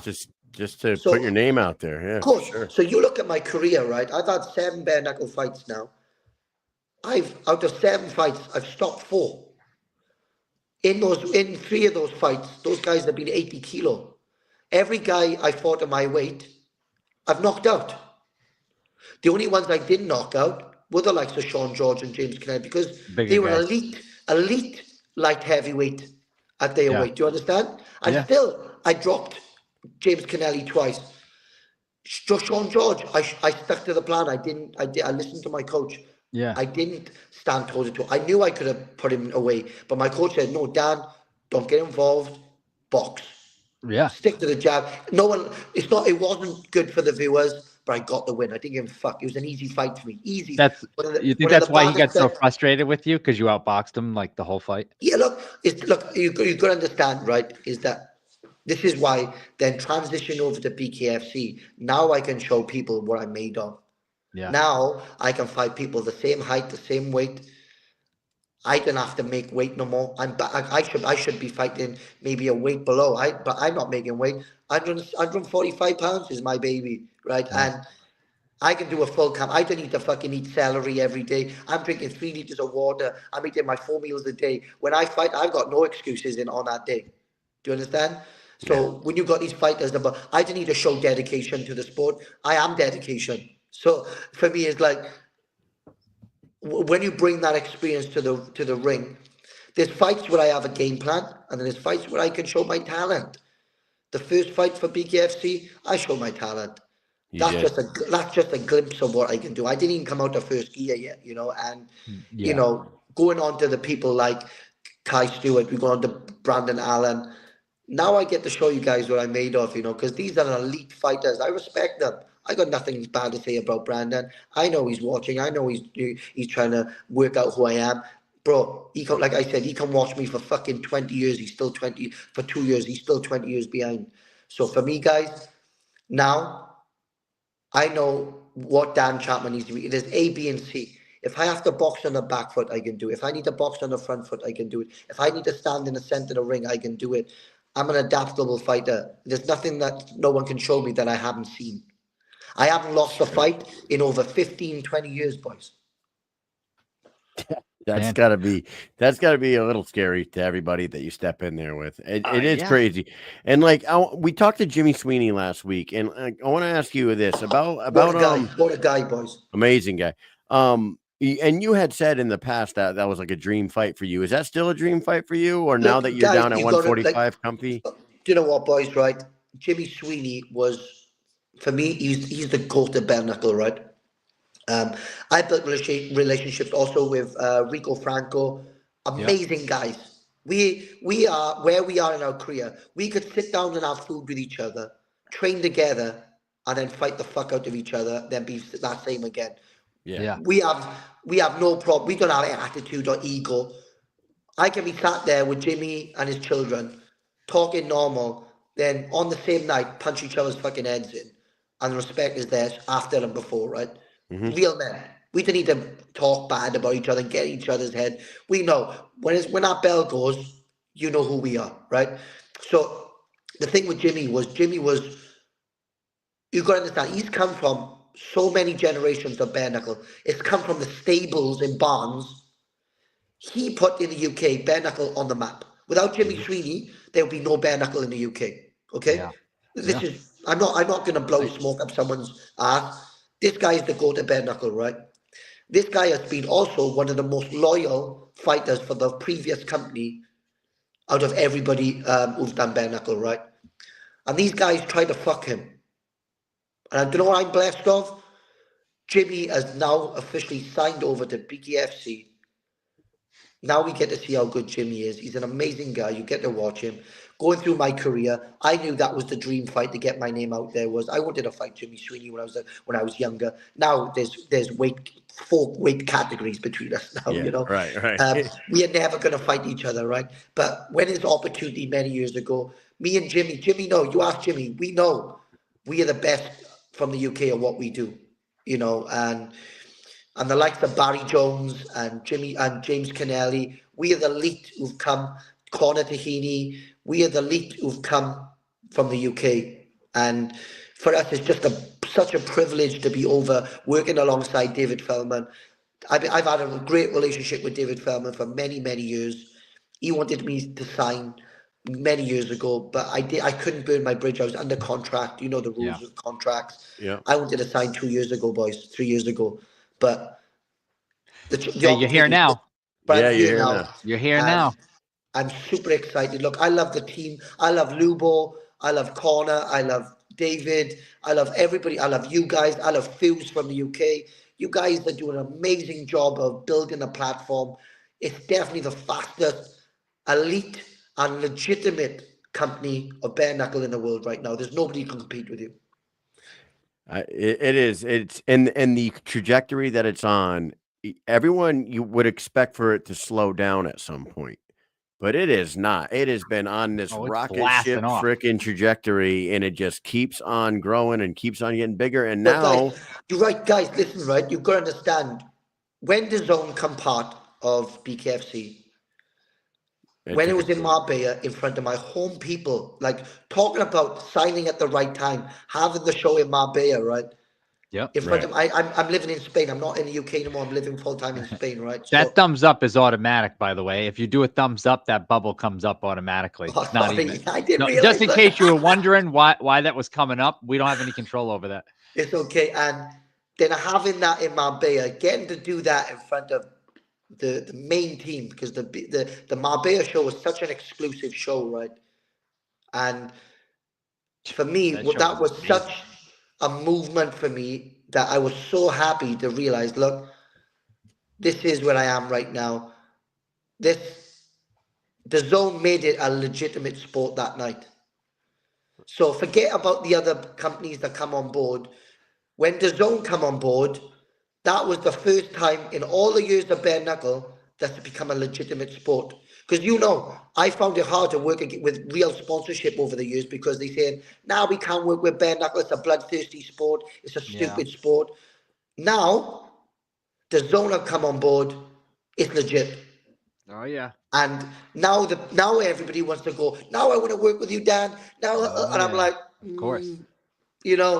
So we're in a good position now, everybody, Right. And next thing you know, you go to this, you live in Marbella. Now, I will just say this, Mike and I were out there in Marbella, and I got to tell you, it was one of the most beautiful places I've ever been in my entire life. Unbelievable. I can understand one of the capitals of the world, yeah. I can understand why you have made at your home. It's I recommend anybody that's thinking about going on a place that you haven't, going to a place for a vacation that you've never been, check out Marbella, Spain. It's amazing. Of course, guys. I'm gonna say quickly. I live a life of I'm a dedicated fighter in my life and outside my life. My private life, boys, is so fucking boring, right? But I love my boring life. I'm really blessed that I love to give back to the youth. So I'm a head coach of the amateur boxing team here in Marbella in Unit 41. I teach over 100 children. Awesome. I love passing on my knowledge. The children are like sponges. I didn't have that when I was young. Now I love working with these children, build them to be top amateurs, putting them on amazing shows all over Spain, and working with professional fighters. Like you said, if you love the job that you do, you'll never work a day in your life again, right? And that's what I am, where I get to train full time now. I just got some wicked sponsorship come on board. I'm a full-time athlete now. I'm working with the children, giving my knowledge to the kids. I'm living in Marbella. I don't drink. I don't party. I teach. I train. I take my dog to the beach. Don't tell anybody. I eat a pistachio ice cream now and then. I come home. I rest. That to me is living the life. I feel like I've won the lottery. So for me I love my boring life, and it is boring to others, but my fucking life is, I'm in a good place mentally and physically, you know. I haven't got no distractions, you know. It looks Unbelievable. like you're doing all right to me. It doesn't seem boring. I think it sounds like a lot of fun, and Marbella was beautiful. You know, live guys, in you know, Marbella, man. like from my child, look, where I have so much gratitude, you know. Yeah. Like when you guys come over to Marbella, we clicked straight away. I loved it, you know. You know, good people feel good people, you know. It's as simple as that. And Yeah. I where I am right now is just like, I have so much gratitude for my life now, to see where I've come from. There was no money in my education. I was not meant to come out to my community, you understand? So Yeah. where I've come from to where I am now, I've won. I'm winning, you know, regardless. And even with the Brandon Allen fight, you know, and the future fights that I have, believe it or not, guys, I don't care about winning. I know it sounds crazy. Where I am in my life right now, I'm saying thank you to boxing for the 22 years of life experience that you've given me. So when I fight, I'm saying, let me put on a show to my fans. Let me show you what I've learned in 22 years of boxing. Let me show you my talent. Let me show you my dedication. I don't care about the result. That's why I don't have no pressure on my shoulders no more. This is why I can deliver every time. It's because when I step in that ring, I feel like I become a superhero. And when I jump in there, I get to express who I am. I'm authentic. And that's what I love. This is why I really want to draw the audience into me and show people who I am, express my personality. You know what I mean, boys? Absolutely. From where you started to where you are now is just an absolute incredible journey. And just to we're gonna wrap up with you soon here, but we do want to ask you, when you fought your first fight with the BKFC, did you know that the very next fight would be against the number one contender for a possible title shot for your third fight, or was this something that surprised you when they gave you the phone call? No, guys, you know, the conversations I had with David, you know, such an easy fighter to work with, right? David has only got to work. David's worry is that it's nothing with me. He knows my job is to turn up to the gym and get my training done every day. He doesn't have to worry about Dan Chapman. I don't reach out to him. When he's ready, he say, Dan, here you go. This is the fight. And on the conversation I had of signing the contract with Dave was, Dave, I'm not here to fuck around. I'm here to take over. Uh, I don't, you don't have to make me this little superstar. I'll show you that I'm this superstar. And the conversation I had with David was, you don't play boxing? I said, but I play bare knuckle boxing. Let me show you how good I am. I don't want these Eastern Europeans. I said, I want your top five instantly. I said, Dave, look, it's no point you, and in the end, on the first show in Marbella, we had a pull out. There was going to be a different kind of fighter. It didn't matter who was going to be fighting me. I didn't care. I was like, let me show you how good I am. And I said, then we can renegotiate. Right? So I went with David and I said, Dave, I just want the best. I said, I don't want you bringing me people into my fights where they don't know, even if, I don't care if where they've come from. I don't want nobodies. I want your best fighters. So that is, you know, the Kai Stewarts, the Brandon Allens, you know. Brandon Allen's been avoided for 2 fucking years. I like Brandon, right? This is not psychology now. He's a great fighter. He should be fighting Kai Stewart next, but he doesn't give a fuck. This is the type of fighter that he is. He's like, Dan, I just want to fight the best. If you're the best, let's go. I'm like, bro, I'm in, you know? And See, what else is that? I had made that video, and you sent me a message on the video that I made. I spoke what everybody was thinking, and I wasn't trying to be a dickhead here, but Tommy I was Stridham so impressed that you done it. I commend you for that, because this is when I knew how real you guys were.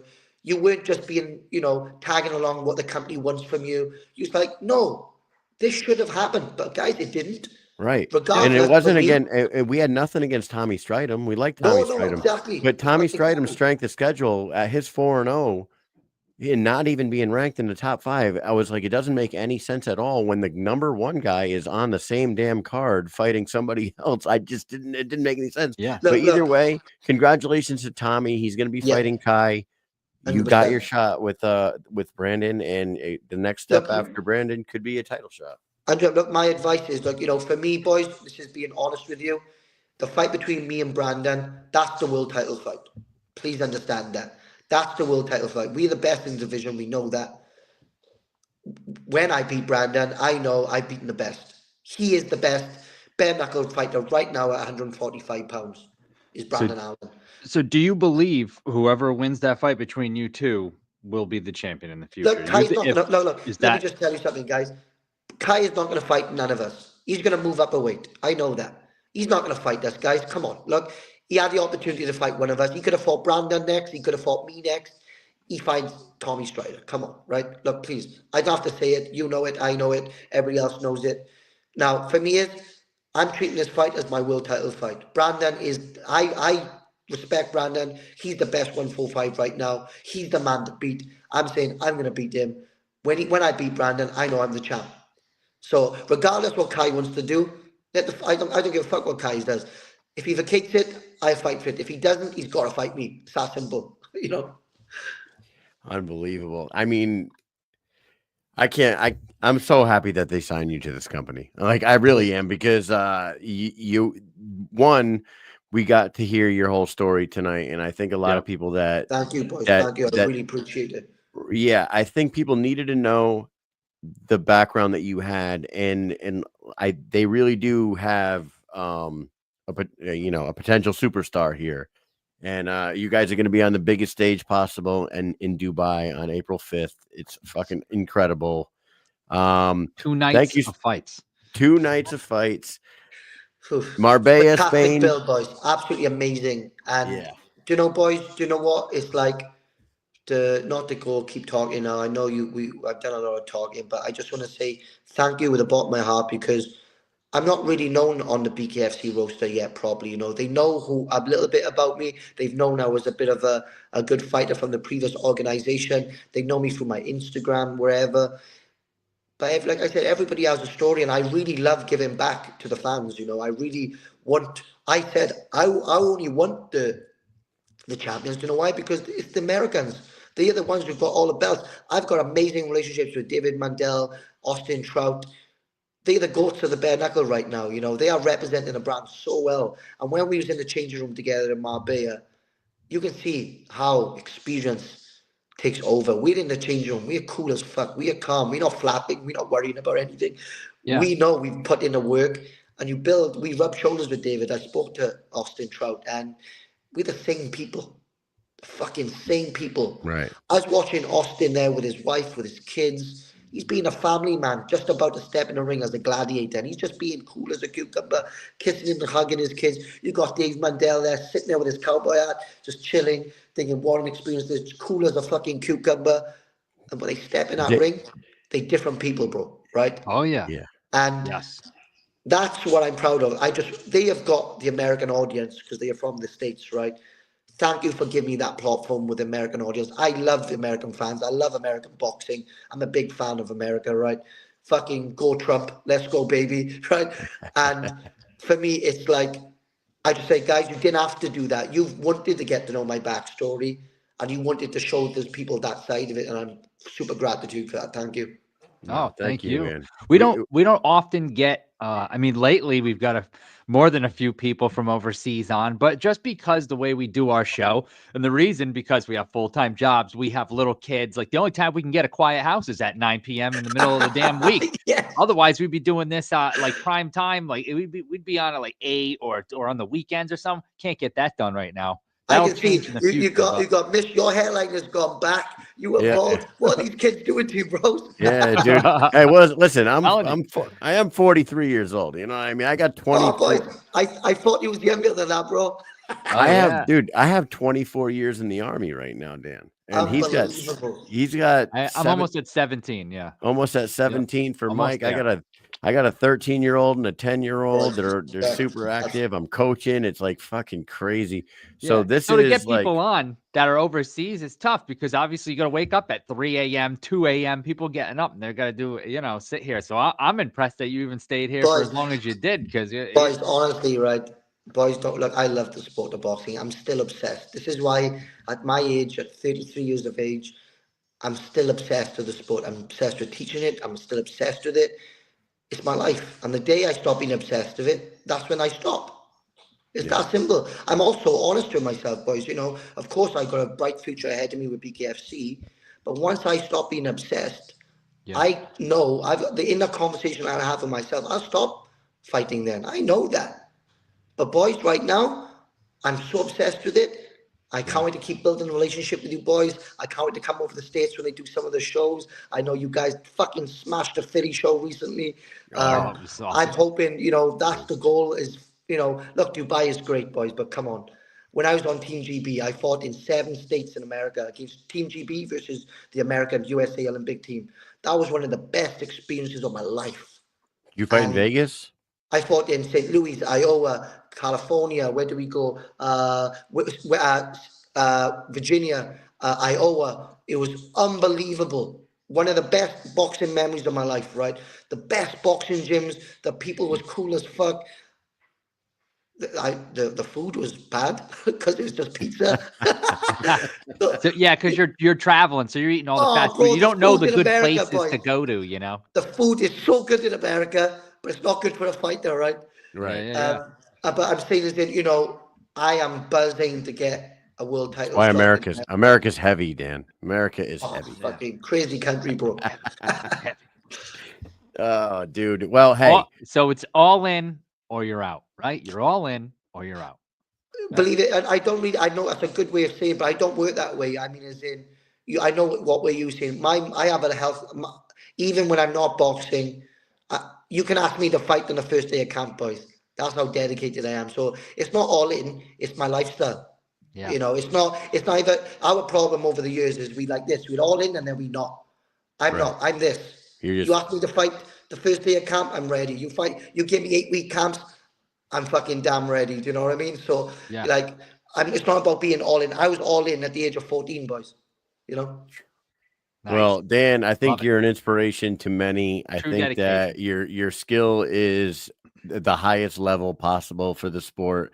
And it's really an exciting time for the BKFC right now, especially bringing guys like you and Jimmy Sweeney over, Enrico Franco. It's like it's a new era in the BKFC, and they're traveling to new countries, and they're going to be in Italy soon. They're going to be in Dubai soon. It's just the sky is the damn limit. Here's the. Oh, look at this. This is upcoming. Italy. We Dubai, just did Dubai, Albuquerque. Manchester. The Manchester show is going to be dope, guys. I got some good news for you just before you finish up, right? Sure. I've been in a boxing game now for nearly 20 years, and I've started my own management company. So at the minute, I'm managing other sports people, football, rugby, boxing, bare knuckle. I'm bringing some unbelievable fighters over to the game to BKFC. So I've already signed some big names that are going to be coming over. So I've got a management team. We've been doing this the last year. I've been working in silence because, you don't win if you tell everybody what you're doing. You work in silence, and then when the right time is the right time, you can come out with it. So I have an amazing managed company right now. I know how to treat fighters. I treat fighters like how I wanted to be treated.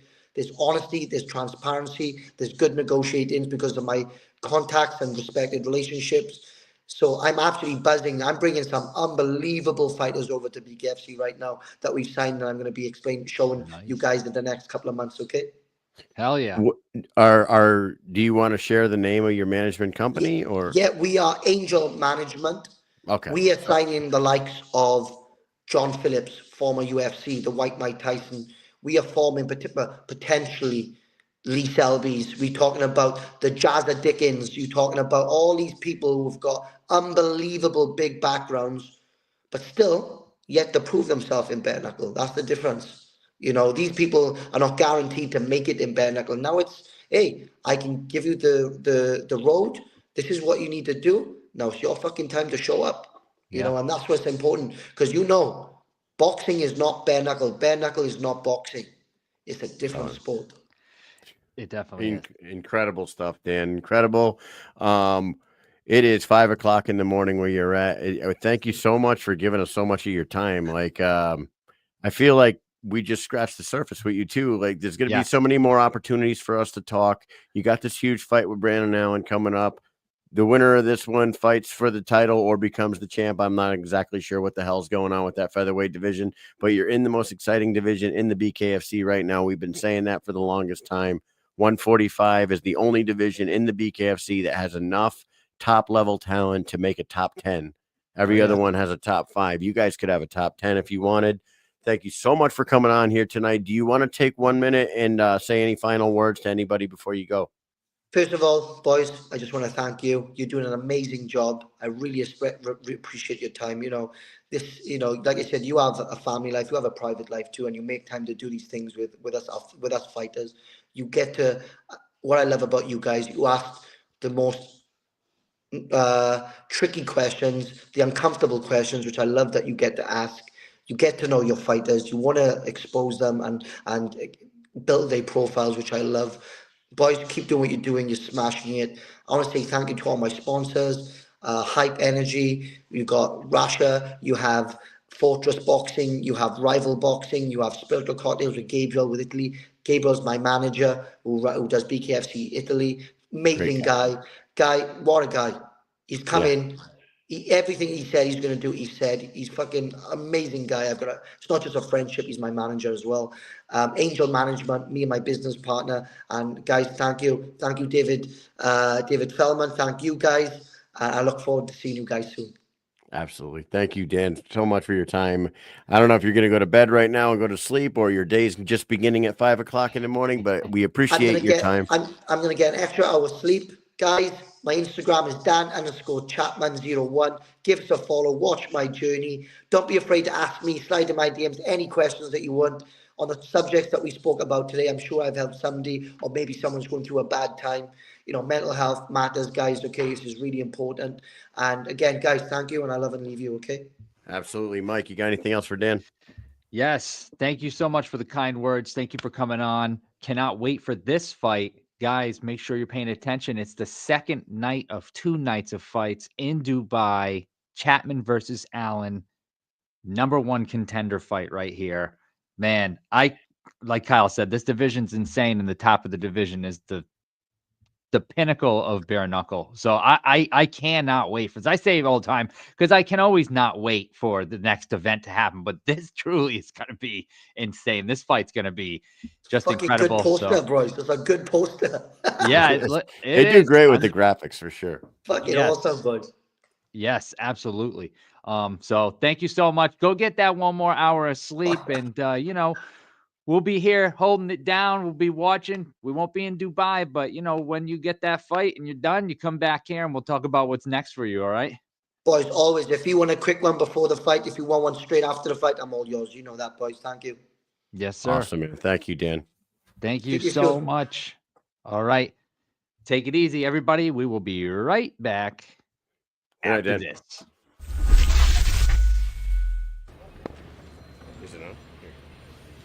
Mike, if you're watching this, just a message from the boys at BKFC.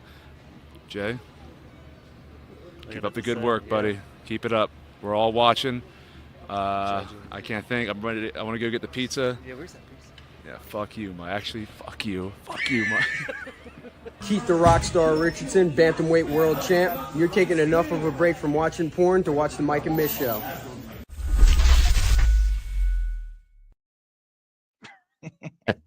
Ba-boom. There it is, dude. What a fucking show that was. That was incredible. Incredible. Thank you so much to Dan Chapman for giving us that much of his time and sharing that story at 3 o'clock in the morning. Could have went even more in depth. I know, dude. There was so much more we can talk to him about. It was crazy, but he gave us shit, man. He gave us an hour and a half of his time. Yeah. I can't even believe we've been on for 2 hours here. And then shout out to Andrew Angelcor for coming out and just hitting it full steam ahead, just answering the hard questions right away. And you know what? He did what he is an example of what any fighter that is in that same situation should fucking do, dude. Just come out and just fucking hit it straight on and be honest. And it was really great of him to do that tonight. Dan Chapman's life, like I said, I did say, like, your life is like a movie. His life could be a movie. Like his whole story is not just a bunch of young kids on TikTok saying it's a movie.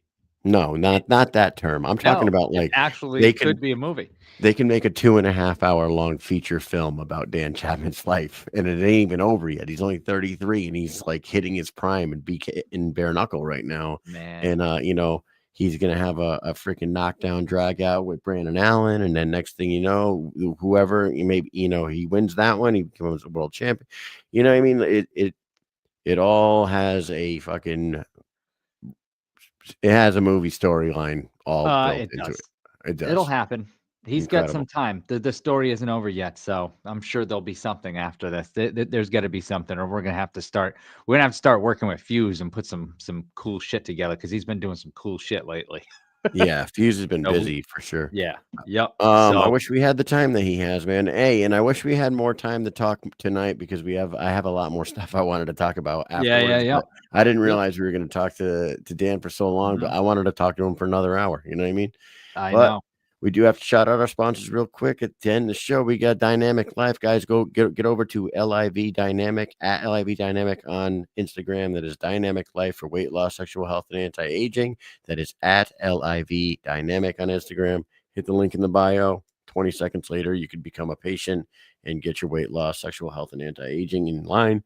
And then get over to the Rasha. And you just heard Dan Chapman. The Rasha is one of his sponsors. He just said it when he was shouting his sponsors out. The Rasha is for real.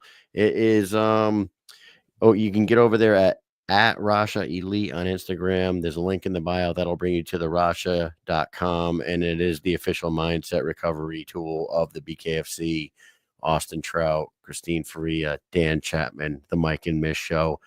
It is legit. Get your ass to at Rasha Elite on Instagram and hit the link in the bio. Incredible show, Mike. Yes, sir. Incredible. Oh, hey, and thank you to everybody that stuck around for 2 hours with us tonight. It was one of our longer shows that we've done in a while, but we don't have a show tomorrow night, and we got shit to do tomorrow. So with that said, Mike, you got anything else for the people? No, last thing I have to say is what I always say, and that is peace.